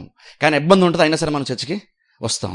చర్చికి వస్తాం కానీ పాటలు పాడుతున్నాం, బస్సు వాక్యం అంటున్నాం, కానీ ఇంకా లోపల అది మనల్ని ఎంతో కొంత అది మనల్ని ఇబ్బంది కలిగిస్తూనే ఉంటుంది. అప్పుడు ఏం చేస్తాను, మనం ఎప్పుడైతే ఆ మూమెంట్లో దాని గురించి ఆలోచిస్తూ అలా ఉంటాం, సడన్గా ఏమైనా వచ్చినా సరే కొన్నిసార్లు మనం గ్రీట్ చేయలేం, మనం ప్రెజర్ చెప్పలేం. కొన్నిసార్లు వాళ్ళని ఎలాగైతే మనం తరచుగా గౌరవిస్తూ వచ్చామో కొన్నిసార్లు అలా గౌరవించే విషయంలో కూడా కొన్నిసార్లు మనం ఫెయిల్ అవుతాం. ఎప్పుడైతే నువ్వు గౌరవించాల్సిన సిచ్యువేషన్లో నువ్వు కూడా ఫెయిల్ అయ్యావో ఇటువలకి ఎలా ఉంటుందంటే నువ్వు కావాలని పర్పస్ఫుల్గా నువ్వు ఏదో చేసావు అన్నట్టుగా వాళ్ళు కూడా ఫీల్ అవుతారు. ఇలాగా వాళ్ళకి డిస్టర్బెన్స్ ఉంటుంది లోపల, అది అందరి మీద కూడా ఆటోమేటిక్గా అది స్ప్రెడ్ అయిపోతుంది అంటూ వ్యాధిలాగా. అందుకని చూడండి, అందుకనే ఇలాంటి సందర్భాలు ఏంటంటే బేసిక్గా మనకు కూడా దేవుడు ఏం చేస్తాడంటే ఇలాంటి నీకు ప్రాబ్లమ్స్, ఇంటర్నల్గా నీకు ప్రాబ్లమ్స్, నీకు నెమ్మదిన టైం వచ్చినప్పుడు దేవుడు కూడా ఏం చేస్తాడు తెలుసా, దేవుడు కూడా మనకు నెమ్మదినిచ్చే ప్రయత్నము చేస్తాడు. నెమ్మదినిచ్చే ప్రయత్నం దేవుడు చేస్తాడు. బేసిక్గా అభిషేకించడం అని మనం మాట్లాడతాం అర్థం ఏంటంటే, అభిషేకం అంటే అర్థం ఏంటి, యాక్చువల్ బేసిక్గా సామర్థ్యము. నేను లాస్ట్ గురువారం చెప్పాను చూసారా, లాస్ట్ గురువారం అనుకుంటాను చెప్పాను, మరి గుర్తులేదు నాకు. అభిషేకం అన్నట్టు బేసిక్గా ఏం మాట్లాడుతున్నామంటే మనము సామర్థ్యం కోసం మాట్లాడుతున్నాం. దేవుడు సామర్థ్యం ఉండు. నూనెతో నా తల అంటి ఉన్నావు, తల అంటడం అంటే అర్థం బేసిక్గా ఆయిల్ పోయడమే తల మీద. గొర్రెల తల మీద ఆయిల్ పోస్తాడు, ఆ స్మెల్కి పురుగులు ఏవి కూడా రావు. అలాగే దేవుడు కొన్ని సందర్భాలు ఇలాంటి ఇబ్బందులు వచ్చినప్పుడు ఆ చిన్న చిన్న విషయాలు నిన్ను ఇబ్బంది పెట్టకుండా, ఎందుకంటే అది నిన్ను డ్యామేజ్ చేస్తుంది, నిన్ను చుట్టూన్న వాళ్ళని కూడా డ్యామేజ్ చేస్తుంది. కాబట్టి బేసిక్గా కాపురుడు ఏం చేస్తాడంటే ఆ టైంలో మనల్ని కూడా దేవుడు అభిషేకిస్తాడు. రకంగా చెప్పాలంటే అభిషేకం అంటే అది భౌతికంగా నూనె రాసి చేయడం గురించి చెప్పట్లేదు. బేసిక్గా మనలో కూడా పరిశుద్ధాత్మ దేవుడు ఉన్నాడు చూసారా, ఆ పరిశుద్ధాత్మ దేవుడు ద్వారా దేవుడు మనకు కూడా ఏం చేస్తాడంటే మనకి ఏదైతే మనం కోల్పోతున్నామో, ఏ నెమ్మది అయితే లేదు అని కూడా మనం డిస్టర్బ్ అవుతున్నామో ఆ నెమ్మదినిచ్చే ప్రయత్నం చేస్తాడు ఆత్మ ద్వారా దేవుడు. అందుకే చూడండి బైబిల్లో చూస్తే ఆత్మ ఫలాలు ఉంటాయి చూస్తారా, ప్రేమ, సంతోషము, సమాధానము, ఇవన్నీ కూడా చూడండి, దీర్ఘశాంతము, దయాలత్వము, ఆశ నిగ్రహము, ఇవన్నీ బేసిక్గా ఏంటంటే చూడండి ఇక్కడ చూడండి ఆత్మఫలం గురించి మనం మాట్లాడుతున్నాం. బేసిక్గా చూడండి ప్రేమ, సంతోషము, సమాధానం. ఇప్పుడు బేసిక్గా మనం కూడా అందరినీ ప్రేమించాలి ఉంటుంది, అందరినీ బేసిక్గా గౌరవించాలి ఉంటుంది. కానీ ప్రాబ్లం ఏంటంటే చాలా సందర్భంలో మనకి ఏదో ఇబ్బంది ఉన్నప్పుడు మనం బేసిక్గా వేరే వాళ్ళని గౌరవించం, వేరే వాళ్ళని ప్రేమించం, వేరే వాళ్ళ పట్ల మనం సహనాన్ని మనం చూపించం. ఇప్పుడు ఎందుకు చూపించమంటే బేసిక్ కారణం ఏంటంటే ప్రాబ్లం ఎదుటోళ్ళు కాదు, ప్రాబ్లం నీలో ఉంది. ప్రాబ్లం నీలో ఉంది. మనకేవో ఇబ్బందులు ఉన్నాయి, ఆ ఇబ్బందులు తీసుకొచ్చి ఏం చేస్తాను, మనం వేరే వాళ్ళ రుద్దే ప్రయత్నం మనం చేస్తాం. నేనేదో నా ప్రాబ్లమ్స్ నేను బాధపడుతుంటే వీళ్ళంటే ఎలాగా అని కొన్నిసార్లు మనం కూడా ఇంకొక మీద చిరాకు పడుతుంటాం. ఇప్పుడు చూడండి అలాంటి సిచ్యువేషన్ వచ్చినా కూడా దేవుడు కూడా ఏం చేస్తాడు తెలుసా, నువ్వు వాళ్ళ ఇబ్బంది పడకుండా మంచి కాపరు కూడా నేను అభిషేకించి ఆత్మ నీలో దేవాలయం మీద ఉన్నావు చూసారా, ఆత్మ ద్వారా వచ్చినటువంటి ఫలాలు ఏవైతే ఉన్నాయో అంటే ప్రేమ, సంతోషము, సమాధానం, ఏవైతే ఆత్మ ఫలాలు ఉన్నాయో అవి మరింత ఎక్కువగా ఫలించినట్లు కూడా పరిశుద్ధాత్మ దేవుడు మన హృదయంలో దేవుడు పనిచేస్తూ ఉంటాడు. ఎందుకంటే బేసిక్ ఇవన్నీ నువ్వు హ్యాండిల్ చేయడానికి హ్యాండిల్ చేయాలంటే ఫస్ట్ ఆఫ్ ఆల్ నువ్వు లోపల కట్టుగా ఉండాలి. అంటే ఫస్ట్ ఆఫ్ ఆల్ నువ్వు ఎదుటిని అర్థం చేసుకోవాలంటే, ఎదుటితో నువ్వు చక్కగా మాట్లాడాలంటే ఫస్ట్ ఆఫ్ ఆల్ నీ సమాధానం నీకు ఉండాలి. మనకి సమాధానం ఎప్పుడైతే మనకు లేదో, నెమ్మది ఎప్పుడైతే మనకు లేదో ఆటోమేటిక్గా దాన్ని మనం వేరే మీద రుద్దుతాం. ఖచ్చితంగా చెప్తున్నాను నేను. బేసిక్గా అలా నీలో నెమ్మది లేనప్పుడు నీకు ఎలా అనిపిస్తుంది అంటే ప్రతి చిన్న కార్యం కూడా నీకు చాలా పెద్దగా అనిపిస్తుంది. నీలో నెమ్మది లేనప్పుడు, నీలో నీకు సమాధానం లేనప్పుడు, బేసిక్ ఇంకో రకంగా చెప్పాలంటే ఏదో ఆత్మఫలాలు ఏవైతే ఉన్నాయో, ఒక విశ్వాసాలు ఫలించాల్సిన కార్యాలు ఏవైతే ఉన్నాయో అవి కనుక ఫలించట్లేదు అంటే అర్థం ఏంటంటే బేసిక్గా నీలో నెమ్మది లేదు. ఎందుకంటే ప్రేమ, సంతోషము, సమాధానం అన్నీ బయట నుంచి వచ్చేటువంటివి కాదు. నీకు అన్నీ బాగున్నప్పుడు నీకు నెమ్మది బయట నుంచి వచ్చేది కాదు. నెమ్మది, ప్రేమ, సంతోషం, సమాధానం ఇవన్నీ కూడా లోకానికైతే పరిస్థితులను బట్టి బయట నుంచి లోపలికి వస్తాయి. అన్నీ బాగున్నాయి, అవసరాలన్నీ తీరిని, ఇబ్బంది ఏమీ లేదు, ఫైనాన్షియల్ ప్రాబ్లమ్స్ లేదు, కుటుంబ సమస్యలు లేవు, ఇంకేమీ లేవు, పిల్లలు కూడా పెద్దగా ఇబ్బంది ఏం పెట్టట్లేదు, అప్పుడు హ్యాపీగా ఉంటాం. కానీ ఎప్పుడైతే ఇంట్లో డిస్టర్బెన్సెస్ ఉన్నాయో లేదా చిన్న చిన్న ఇబ్బందులు, ఫైనాన్షియల్ ప్రాబ్లమ్స్ ఇలాంటివి ఏవైతే ఉన్నాయో మనం ప్రెజర్ ఫీల్ అవుతాం. అంటే ఆ చిన్న సమస్య మనల్ని ఇబ్బంది పెడుతుంది. ఆ ఇబ్బంది ఆటోమేటిక్గా మనం వేరే వాళ్ళ మీద రుద్దే ప్రయత్నం మనం చేస్తుంటాం. ఎప్పుడైతే అలా మనం వేరే రుద్దుతున్నామో ఆటోమేటిక్గా రిలేషన్స్ కూడా మనకి డ్యామేజ్ అవుతూనే ఉంటాయి. ఎందుకంటే నువ్వు లోపల నీకు లేదు, దాన్ని వేరే రుద్దే ప్రయత్నం నువ్వు చేస్తున్నావు. అందులో చూడండి అంటే తెలుసు కొన్నిసార్లు మనం అర్థం చేసుకోవాలి. ఇక్కడ దేవుడు ఊరినే పరిశుద్ధాత్మ దేవుని ఊరినే మనలో పెట్టలేదు. ఊరినే దేవుడు వచ్చి మన హృదయంలో నివసించడానికి మాత్రమే కాదు. పరిశుద్ధాత్మ దేవుడు మనలో ఎందుకు ఉంటాడంటే చాలా కార్యాలు చేస్తాడు పరిశుద్ధాత్మ దేవుడు. నేను లాస్ట్ గురువారం చెప్పని చూస్తారా, ఒకటేంటంటే పరిశుద్ధాత్మ దేవుడికి ఉన్నటువంటి ఒక పేరు ఏంటంటే సత్యస్వరూపగాత్మ, సర్వసత్యంలో నడిపించేటువంటి పని పరిశుద్ధాత్మ దేవుడు చేస్తాడు. కానీ బయట చాలామంది క్రిస్టియన్స్ ఉన్నటువంటి ఒక అపోహ ఏంటంటే పరిశుద్ధాత్మ దేవుని ఎంతవరకు మాత్రమే పరిమితం చేస్తామంటే పరిశుద్ధాత్మ దేవుడు వస్తే భాషలు మాడతారు అనుకో, అంటే భాషలు మాట్లాడు పరిశుద్ధాత్మ దేవుడు ఉన్నాడు, అది అయిపోయాక దేవుడు లేడు అనుకుంటారు చాలామంది. కానీ పరిశుద్ధాత్మ దేవుడు ఎవరూ గ్రహించలేదు, కానీ చాలా కార్యాలు చేస్తాడు. నువ్వు వాక్యం వింటున్నప్పుడు నువ్వు సర్వసత్యంలో నేను నడిపిస్తాడు, నీకు తెలియకుండా కూడా. బేసిక్గా నువ్వు కొన్నిసార్లు అనుకుంటావు అంటే ఈయన వాక్యం చెప్పాడు కాబట్టి నేను సత్యాన్ని గ్రహించాను అనుకుంటావు. అది ఎవరో మనిషి చెప్తాను సత్యాన్ని గ్రహించడం కాదు. పరిశుద్ధాత్మ దేవుడు నీకు సర్వసత్యంలో నిన్ను నడిపించాడు. పరిశుద్ధ సత్యస్వరూప ఆత్మ నడిపిస్తే నువ్వు సర్వసత్యంలో నువ్వు వెళ్ళలేవు, మనిషి నడిపించడము కాదు.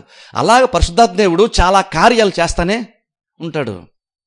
అలా ఒకటి ఇంకోటి ఏం చేస్తాడు, పర్సనల్ లెవెల్లో మనకేం చేస్తాడంటే ఈ మనలో ఉంటున్న పరిశుద్ధాత్మ వచ్చిన ఆత్మ ఫలాలు మనం ఫలించాలని పరిశుద్ధాత్మ దేవుడు పనిచేసే ప్రయత్నము చేస్తాడు. ఎందుకంటే చూడండి, కొన్నిసార్లు చిన్న చిన్న విషయాలు మనల్ని ఇబ్బంది పెడుతున్నప్పుడు బేసిక్ ఏంటంటే మనం మనుషుల వైపు చూడొద్దు, పరిస్థితుల వైపు చూడొద్దు. ఏదైతే చిన్న చిన్న ప్రాబ్లమ్స్ ఇబ్బంది పెడతాను నువ్వు అనుకుంటున్నావో వాటి వైపు నువ్వు చూడొద్దు. బేసిక్గా నువ్వు ఎవరి వైపు చూడాలంటే నువ్వు ఆ టైంలో నీకు నెమ్మది లేని టైంలో నీకు సమాధానమును కర్త అయినటువంటి దేని వైపు మనం చూడడం నేర్చుకోవాలి. ఎందుకంటే నీకున్నటువంటి ప్రాబ్లం మనుషులకు అర్థం కాదు, ఎందుకంటే అది చాలా చిన్నది కాబట్టి చిన్నదే కదా ఏముందని అనుకుంటారు. కానీ నువ్వేం చేయాలంటే ఆ ప్రాబ్లం చిన్నదనిపిస్తారే నువ్వు పరిశుద్ధాత్మ దేవుని మీద ఆధారపడాలి. ఆ పరిశుద్ధాత్మ దేవుడు నీకు సపోర్ట్ చేసి నువ్వు ఆయన మీద డిపెండ్ అయినప్పుడు నీలో ఏదైతే ఆల్రెడీ పరిశుద్ధాత్మ ద్వారా లోపల ఉన్నాయో అవి మరింతగా ఫలించేటట్లుగా పరిశుద్ధాత్మ దేవుడు నీకు సహాయం చేస్తాడు, నీలో పని చేస్తాడు. అప్పుడేమవుతున్నాడు, ఫస్ట్ ఆఫ్ ఆల్ నువ్వు నీ నెమ్మది నువ్వు కలిగి ఉంటావు. బేసిక్గా నువ్వు నెమ్మది కలిగి ఉంటే ప్రపంచం అంతా నీకు నెమ్మదిగా అనిపిస్తుంది. ఇది చాలా ప్రాముఖ్యంగా చెప్తున్నాను. అది ఇంట్లో ఫ్యామిలీ మధ్యన అయినా సరే కావచ్చు, బంధువుల మధ్య అయినా సరే కావచ్చు, సంఘంలో అయినా సరే కావచ్చు, నువ్వు పనిచేసే చోట అయినా సరే కావచ్చు. ఫస్ట్ ఆఫ్ ఆల్ మనం ఎదుటోళ్ళలో తప్పులు చూపించడం కాదు, ఫస్ట్ ఆఫ్ ఆల్ నీకు సమాధానం ఉంటే, నీకు నెమ్మది ఉంటే అప్పుడు నువ్వు వేరే వాళ్ళ నువ్వు చూపించాల్సిన అవసరం కూడా లేదు, వాళ్ళ మీద నువ్వు వృద్ధాల్సినటువంటి అవసరం కూడా నీకు ఉండదు. బేస్ చాలా సందర్భంలో మనం కొన్ని డిస్టర్బ్ చేస్తుంటే అర్థం ఏంటంటే అది వాళ్ళని డిస్టర్బ్ చేస్తున్నారని కాదు, బేసిక్గా చాలా సందర్భాల్లో నీలో సమాధానము లేకపోవడం బట్టి ఆ టైంలో నువ్వు ప్రాబ్లమ్ సాల్వ్ చేసుకోవడం గురించి ఆలోచించకూడదు. నువ్వేం చేయాలంటే నువ్వు నీ ఆత్మకి మంచి కాపరైనటువంటి దేవుని వైపు చూడాలి, లేదా పరిశుద్ధాత్మ వైపు నువ్వు చూస్తే ఆయన నీలో ఉన్నటువంటి ఫలం ఏవైతే ఉన్నాయో అవి ఉంటే నువ్వు నెమ్మది ఉంటావు. అది ఎక్కువ ఫలిస్తూ ఉంటే, అది లోపల ఎక్కువ డెవలప్ అవుతుంటే, ఆత్మఫలాలు డెవలప్ అవుతుంటే ఆటోమేటిక్ నీకు నెమ్మది వస్తుంది, నీకు సమాధానం ఉంటుంది, నీకు ప్రేమ ఉంటుంది. అప్పుడు నువ్వు పెద్దగా ఇబ్బంది ఏమీ పడవు. కానీ ప్రాబ్లం అంటే ఈ రోజులు ఏంటంటే మనము ఎంతసేపు ఈ రోజుల్లో మనం ఎక్కువ ఆశీర్వాదాల కోసము, స్వస్థతల కోసము, వేరే వేరే భౌతికమైన వాటి కోసం ఆలోచించేంతలాగా మనలో పరిశుద్ధాత్ముడు ఉన్నాడని, ఆయనలో మనం ఫలిస్తామని, ఆయనలో ఆత్మఫలాలు చాలా ఉన్నాయని, అవన్నీ యాక్చువల్గా నిన్ను డెవలప్ చేసేటువంటి కార్యాలను మనం మర్చిపోతున్నాం. ఈ రోజుల్లో ఆత్మఫలాలు అనేది అసలు పెద్ద సబ్జెక్ట్ కాదు చాలామంది, అదంత ఇంపార్టెంట్ కాదు మనకి ఈ రోజుల్లో. కానీ మీకు తెలుసా దాని వాల్యూ నీకు ఎప్పుడు తెలుసా? ఆత్మ ఫలాలను ఫలించడం అంటే దాంట్లో వాల్యూ ఎప్పుడు ఉంటుందంటే నీకు చిన్న చిన్న ఇబ్బందులు ఎవరి పెద్దగా నోటీస్ చేయనటువంటి, నీకు కూడా పెద్దగా అర్థం కాని చిన్న చిన్న ఇబ్బందులు ఏవైతే ఉన్నాయో ఆ ఇబ్బందులను డిస్టర్బ్ చేస్తుంటే అర్థం ఏంటంటే బేసిక్గా నీకు లోపల ఎక్కడో నీకు సమాధానము సరిగ్గా నువ్వు సప్లై అవ్వట్లేదు. పరిశుద్ధాత్మ వచ్చేటువంటి ప్రేమ లేదా సంతోషం లేదా సమాధానం ఇంకేవైతే ఆత్మ ఫలాలు ఉన్నాయో అవి బేసిక్గా నీలో అంటే పరిశుద్ధాత్మ ద్వారా అవి ఫలించుతాయి నీ లైఫ్లో. ఎప్పుడైతే అది ఫలిస్తుందో నువ్వు నెమ్మదిని అనుభవిస్తావు. ఎప్పుడైతే నువ్వు నెమ్మది ఉంటావో ఆటోమేటిక్గా నువ్వు చుట్టూ ప్రతిదీ కూడా నీకు నెమ్మదిగా కనబడుతుంది. అప్పుడు బయట వచ్చే ఇబ్బందిని నీకు అంత ఇబ్బందిని అనిపించదు. బైబిల్లో చూడండి, అందుకని చూడండి చాలామంది బయట వాళ్ళు ఎంత ఇబ్బంది పెట్టినా సరే వాళ్ళు ఎందుకు అంత నెమ్మదిగా ఉన్నారు, ఎందుకని వాళ్ళని ప్రేమించగలిగారు, అయినా సరే ఎందుకు సమాధానంగా ఉండగలిగారు.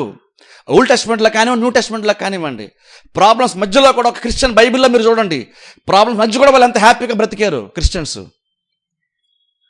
కానీ ఈ రోజుల్లో మనం ప్రాబ్లమ్స్ ఉన్నప్పుడు చాలా డిస్టర్బ్ అయిపోతున్నాం. ప్రాబ్లమ్స్ ఉన్నప్పుడు అందరూ ఆదరించాలి, ఓదార్చాలనుకుంటున్నాం మనం.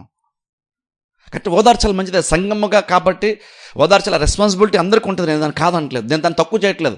ఎవరు ఓదార్చాల్సిన అవసరం లేదని నేను చెప్పట్లేదు. నీకు ఓదార్పు అవసరం ఖచ్చితంగా అవసరమే. కానీ మనం ఏం మర్చిపోవడం, ఎంతమంది చూదార్చినా సరే ఇంకను నీలో ఉండదు రాకపోతే ఎంతమంది ఎంత ప్రయత్నం చేసినా సరే నీకు ఓదార్పు యాక్చువల్గా అతను నీకు రాదు. దేవుడు ఎందుకంటే సమాధానకర్త అయిన దేవుడు అని బైబిల్లో ఉంది. ఏంటి బేసిక్ ఏంటి, దేవుడు నీకు నెమ్మదిస్తాడు. అంటే అయ్యి కార్యాలు తొందర పెట్టి నువ్వేదో చేసుకోవాలని బుర్ర బాదుకొని బుర్ర పిచ్చెక్కిపోతున్న సందర్భాల్లో కూడా నువ్వు నెమ్మది కలిగి ఉంటావు. నువ్వెంత నెమ్మది ఉంటావంటే చూసే వాళ్ళకి పిచ్చెక్కిపోద్ది. యాక్చువల్లీ నేను చూసినప్పుడు నువ్వు అంత సమాధానం ఉంటావు. నువ్వు వాళ్ళు పిచ్చెక్కించడం కాదు, నువ్వు ఎంత నెమ్మదిగా ఉన్నావంటే, నువ్వెంత పీస్ఫుల్గా ఉన్నావు, ఎంత స్టిల్గా ఉన్నావంటే, అంటే నువ్వెంత కామ్గా ఉన్నావంటే, ఇలాంటి సిచ్యువేషన్లో కూడా ఈయన ఎంత కామ్గా ఉన్నాడు ఏంటి, ఈమె ఎంత కామ్గా ఉంటుంది ఏంటి అని ఎదుటోళ్ళకి నీ కుటుంబ సభ్యులు బుర్ర పిచ్చెక్కిపోద్ది. బాధ్యత లేదా అన్నట్టు అనిపిస్తుంది చాలా సందర్భాల్లో. నెమ్మది అలా పనిచేస్తుంది, నెమ్మది అలా పనిచేస్తుంది. ఎప్పుడైనా అలాగ మన ఇంట్లో వాళ్ళకి ఎప్పుడైనా నువ్వు అలా కనబడ్డా ఒకసారి ఆలోచించండి.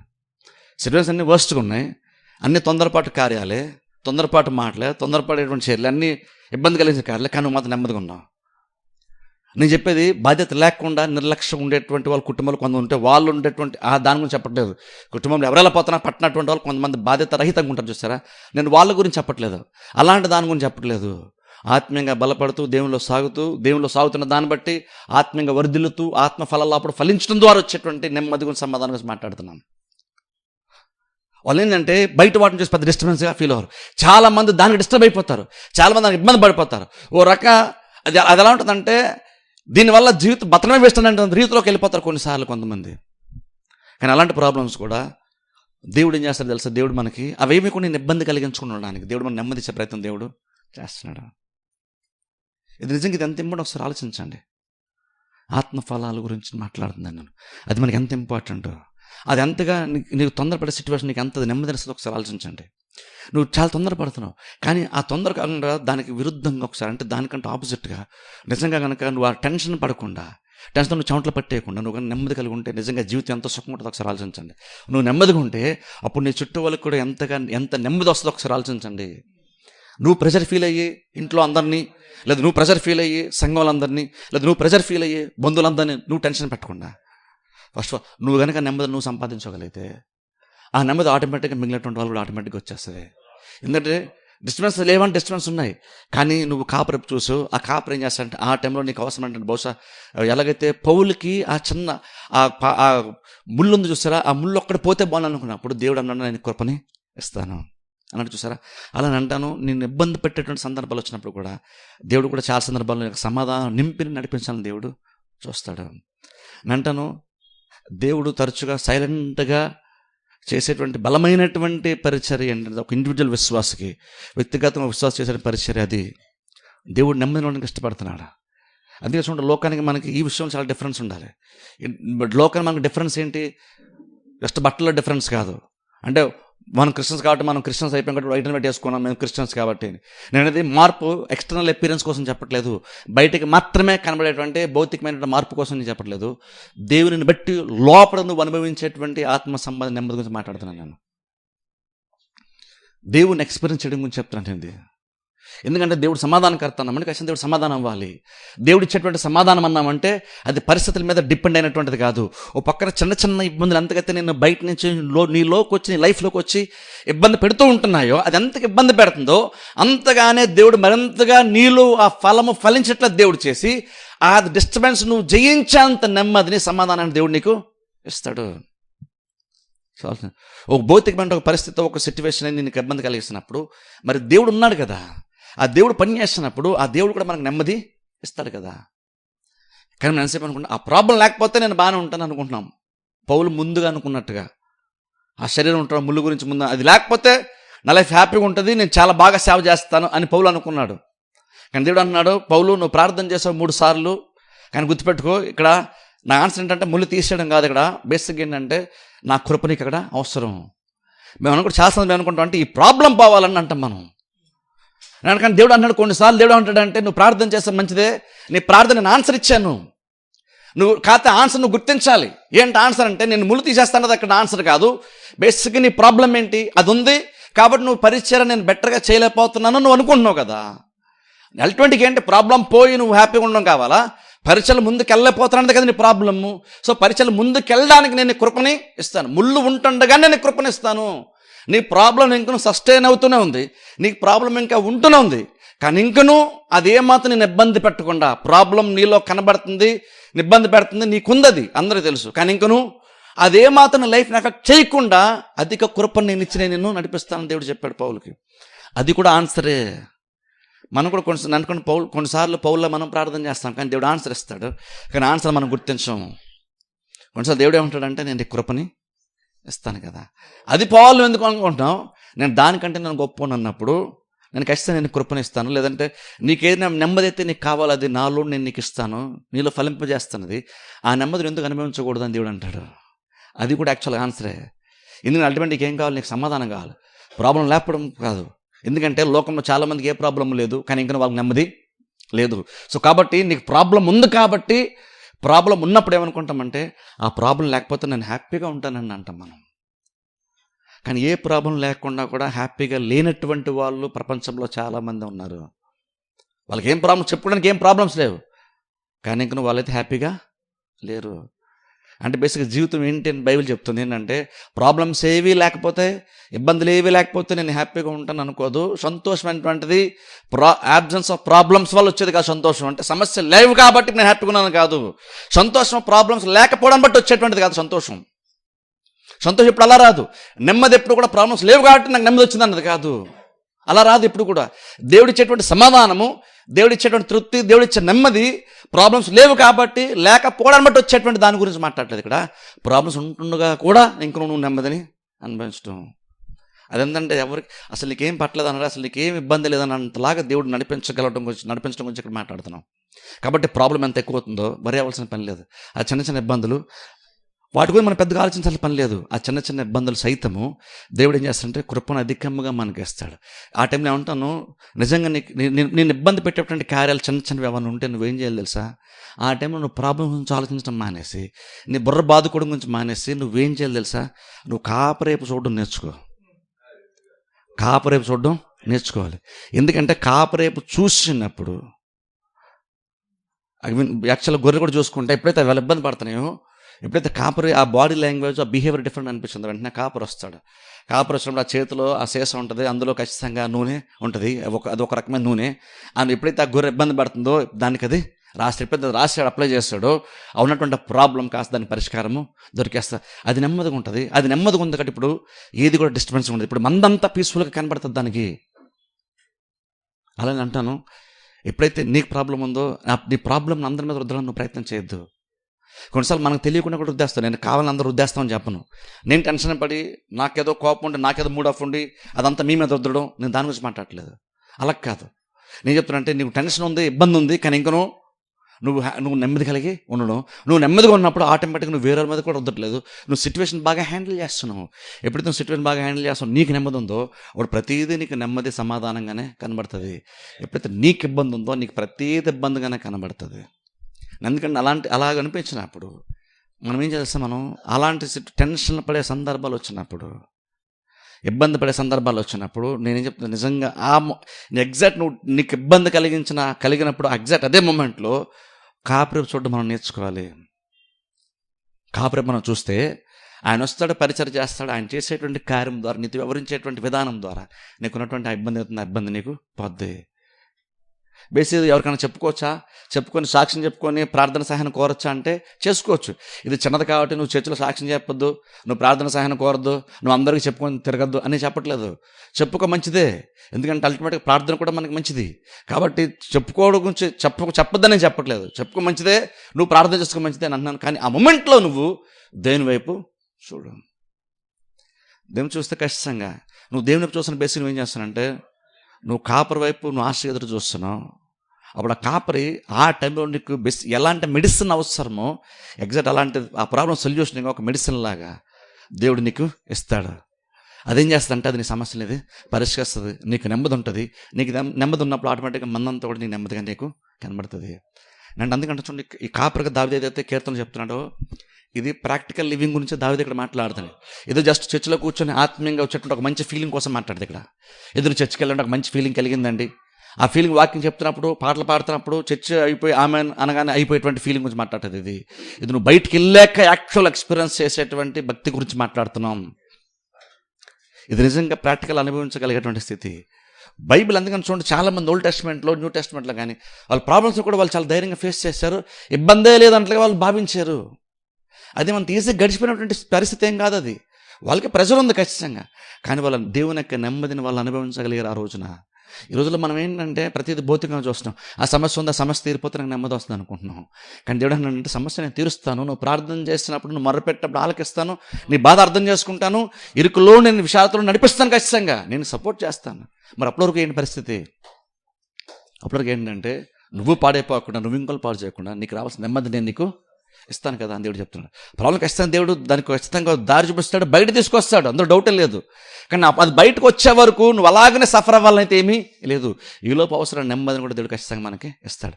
అంటే అలా చిన్న చిన్న ఇబ్బందులు మనకు వచ్చినప్పుడు నేను ఏం చేయాలి తెలుసు, మనం అప్పుడు మనుషుల గురించి చెడుగా మాట్లాడద్దు, మనుషుల గురించి ఆలోచించద్దు, పరిస్థితుల గురించి ఆలోచించద్దు. నిజంగా ఆశపడి కనుక దేవుని వైపు కనుక చూడగలిగితే ఆ దేవుడు నీ దగ్గరికి వస్తాడు, మందులోనికి వస్తాడు. ఏ గొర్రెతో ఇబ్బంది పడుతుందో ఆ గొర్రెకి పరిచయం చేస్తాడు, నూనె రాస్తాడు, అభిషేకిస్తాడు. ఖచ్చితంగా నీకు ఉన్నటువంటి ప్రాబ్లం ఖచ్చితంగా అది సాల్వ్ అవుతుంది. అంటే అలాంటి సందర్భాలు వచ్చి మనం ఏం చేయాలంటే దేవుని వైపు చూడడం మనం యాక్చువల్గా స్టార్ట్ చేస్తే ఆ నెమ్మది తృప్తి దేవుడు మనకి ఇస్తాడు. అందుకని చూడండి, అలాంటి నెమ్మదిని తనం వచ్చినప్పుడు దేవుని వైపు చూడండి. ఎందుకంటే ఆ దేవుడు ఖచ్చితంగా మనల్ని ఆదరిస్తాడు, మనల్ని ఖచ్చితంగా బలపరుస్తాడు. ప్రాబ్లం ఏంటంటే దేవుడు ఆదరణకర్త అంటే దేవుడే, కానీ ప్రాబ్లం ఏంటంటే మనం దేవుని వైపు చూడడం. ఆ టైంలో నువ్వు దేవుని వైపు చూడనప్పుడు దేవుని దగ్గర నీకు పరిష్కారం నీకు ఎలాగా వస్తుంది అన్నప్పుడు నువ్వు చెట్టుకేసో అటు ఇటేసో నీ బొర్రను బాదుకునే బదులు, లేదా ఇంకా నీకులో ఉంటుంటే ఆ డిస్టర్బెన్స్ ఇంకోళ్ళ మీద ఆ డిస్టర్బెన్స్ రుద్దే బదులు, దాన్ని ఇంకోళ్ళ మీద నువ్వు క్రియేట్ చేసే బదులు, ఇంకోళ్ళతో క్రియేట్ చేసే బదులు, ఆ టైంలో కనుక నిజంగా నువ్వు ఇబ్బంది పడుతూ ఆశగా కనుక కాపరి చూడగలిగితే, మంచి కాపరి చాలా మంచోడు, ఇది సింహం ఎలుకబండి కాపాడుతాను చెంచని ఆ మాత్రం అడ్జస్ట్ అవ్వా అని నీ సిచ్యువేషన్ అర్థం చేసుకోకుండా నేను అలాగే వదిలేసేవాడు కాదు ఈ కాపరి. మన కాపరి చాలా మంచి కాపరి. నేను పెద్ద పెద్ద సమస్యలు ఈ సింహము ఎలుకబంటి తోడేలు లాంటి వాటి నుండే కాదు, ఈ చిన్న చిన్న వాటి పైన కూడా నాకు ఉంటుంది. ఈ చిన్న చిన్న సమస్యలు కూడా నేను పరిష్కరిస్తాను, నేను నెమ్మదినిస్తానని ఈ కాపరి మన దగ్గరికి వస్తాడు, పరిచయం చేస్తాడు. అందుకని చూడండి, ఈ కాపరి కొందరు అందుకంత ఇంపార్టెంట్ అంటాను. ఈ కాపరి ఉన్నప్పుడు ఈ కాపరి మన నెమ్మదిని ఇచ్చి నడిపిస్తాడు. నెక్స్ట్ లైన్ చూద్దాం చూడండి. నూనెతో నా తల అంటూ ఉన్నావు. తర్వాత నెక్స్ట్ లైన్, నా గిన్నె నిండి, ఇప్పుడు చూడండి దేని గురించి నేను చెప్పిన ముగిస్తాను. నా గిన్నె నిండి పొర్లుచున్నది. నూనెతో నా తల అంటూ ఉన్నావు, నా గిన్నె నిండి పొర్లుచున్నది. ఇప్పుడు చూడండి, బేసిక్ బైబిల్లో గిన్నె గురించి మాట్లాడుతుంది. అంటే నా గిన్నె అన్నట్టు బేసిక్ అర్థం ఏంటంటే తన లైఫ్ గురించి ఇక్కడ దావీదు మాట్లాడుతున్నాడు. బేసిక్గా చూడండి, పాత్ర అని మనం మాట్లాడుతున్నప్పుడు బేసిక్ బైబిల్ లాంగ్వేజ్ ఏంటంటే నా జీవితం అని మనం అంటున్నాడు. బేసిక్ ఏంటంటే కొన్ని సందర్భంలో దృష్టాంతంగా ఫిగరేటివ్గా పాత్ర అని మాట్లాడుతాం. అందుకని పౌలు ఒక చోట తన లైఫ్ చివరికి వచ్చేసినప్పుడు, అంటే తన పౌలు పరిచయం చేసేసాడు, రాసిన పత్రికలు రాసేసాడు, ప్రసంగాలను చేసేసాడు, జీవితం చివరికి వచ్చేసినప్పుడు పౌలు అంటాడు, నేను పానార్పణముగా పోయబడుచున్నాను అంటాడు. అంటే ఆల్మోస్ట్ అంటే తన జీవితం అంతా కూడా ఏదైతే దేవుడు అభిషేకించి ఏవైతే కార్యాలు చేయాలని, ఏ విషయాలు అయితే బోధించాలని దేవుడు పౌలు యొక్క జీవితంలో అభిషేకం ఇచ్చి పిలుచుకొని ఆ వాక్య జ్ఞానం ఏదైతే పౌలు జీవితంలో దేవుడు పెట్టాడో దాని అంతటిని కూడా నేను చెప్పేశాను అన్నాడు పౌలు. పానార్పణముగా పోయబడుచున్నాను అన్నాడు. బేసిక్ పౌలు ఏం చెప్తున్నాడంటే, ఏవైతే కార్యాలు నేను చేయాలని దేవుడు నన్ను పిలుచుకొని నాలో నింపాడో అదంతా నేను ఖాళీ చేశానని చెప్తున్నాడు. బేసిక్ అదే, నేను పానార్పణముగా పోయబడుచున్నాను అంటే అర్థం ఏంటంటే నా లైఫ్ నేను ఎంటీ చేసుకున్నాను. అంటే ఏంటి అంటే నా పాత్రను ఎంటీ చేసేసుకున్నాను. అంటే అర్థం ఏంటంటే దేవుడు నాలో చాలా పెట్టాడు, దేవుడు నాకు చాలా అభిషేకం ఇచ్చాడు, దేవుడు నాలో చాలా టాలెంట్ పెట్టాడు. ఈ పాత్రను దేవుడు మంచి కార్యాలతో మంచి పదార్థాలతో నింపాడు. ఇప్పుడు పౌలు అంటే నేను చచ్చిపోయే లోపు, నేను సమాధిలోకి వెళ్ళిపోయే లోపులు ఇవన్నిటిని నాలోనే దాచుకొని వాటితో సమాధిలోకి వెళ్ళడం కాదు, వీటన్నిటిని నేను బయటికి మీకు అందరికి అందించేసి, నేను చేయాల్సిన ప్రతి ప్రసంగం చేసేసి, నేను రాయాల్సిన ప్రతి పత్రిక నేను రాసేసి, నాలో దేవుడు పెట్టిన ప్రతీదీ కూడా నేను మీకు అందరికి అందించేసి అప్పుడు నేను ఖాళీగా నేను సమాధిలోనికి వెళ్తాను. బేసిక్గా పౌలు యొక్క లాంగ్వేజ్ అది. నేను చావుకు దగ్గరే అని చెప్తున్నప్పుడు బేసిక్గా పౌలు అలా మాడుతున్నాడు. అంటే అర్థం ఏంటంటే పానార్పణముగా పోయబడుచున్నాను అన్నాడు. బేసిక్ అంటే పౌలు యొక్క లైఫ్ ఒక పాత్రలాగా తీసుకున్నాడు. అందులో ఏదో బయటికి పోయబడేటువంటి విలువ ఏంటంటే పదార్థం ఏదో దేవుడు పెట్టి పౌలు యొక్క లైఫ్లో నింపినట్టుగా పౌలు మాట్లాడుతూ నా అయిపోయింది, ఎందుకంటే నేను చేయాల్సిన ప్రతిదీ నేను చేసేసాను అంటే బేసిక్ పౌలుకి ఏంటంటే అర్థమైపోయింది, నేను రాసిన ప్రతి పత్రిక రాశాను, పరిచయాలు ఏవైతే చేయాలని దేవుడు నన్ను ఆదిలోనే పిలుచుకున్నాడో అవన్నీ నేను నెరవేర్చేసాను, అయిపోయింది. బేసిక్గా నేను ఖాళీనే, ఇంక నేను చేయడానికి ఉంటే ఇంకేమీ లేదు, కాబట్టి నేను చనిపోవడానికి నేను రెడీ అని పౌలు చెప్తున్నాడు. నేను ఇప్పుడు చనిపోవడం రెడీ, అందుకనే నాలో ప్రతిదీ నేను ఖాళీ చేసేసాను, ఇప్పుడు అయిపోయింది, నా పని అయిపోయింది, నేను మొత్తం అంతా కూడా ఖాళీ అయిపోయింది, నేను వెళ్ళిపోవడానికి నేను రెడీగా ఉన్నాను అని చెప్తున్నాడు పౌలు. అలా బేసిక్గా పాత్ర అంటే అర్థం ఏంటంటే మన లైఫ్ గురించి మాట్లాడుతున్నాడు. ఇక్కడ దావీదు కూడా నా గిన్నె నిండి పొర్లుచున్నది అన్నప్పుడు, గిన్నె అన్నప్పుడు తన లైఫ్ గురించి మాట్లాడుతున్నాడు.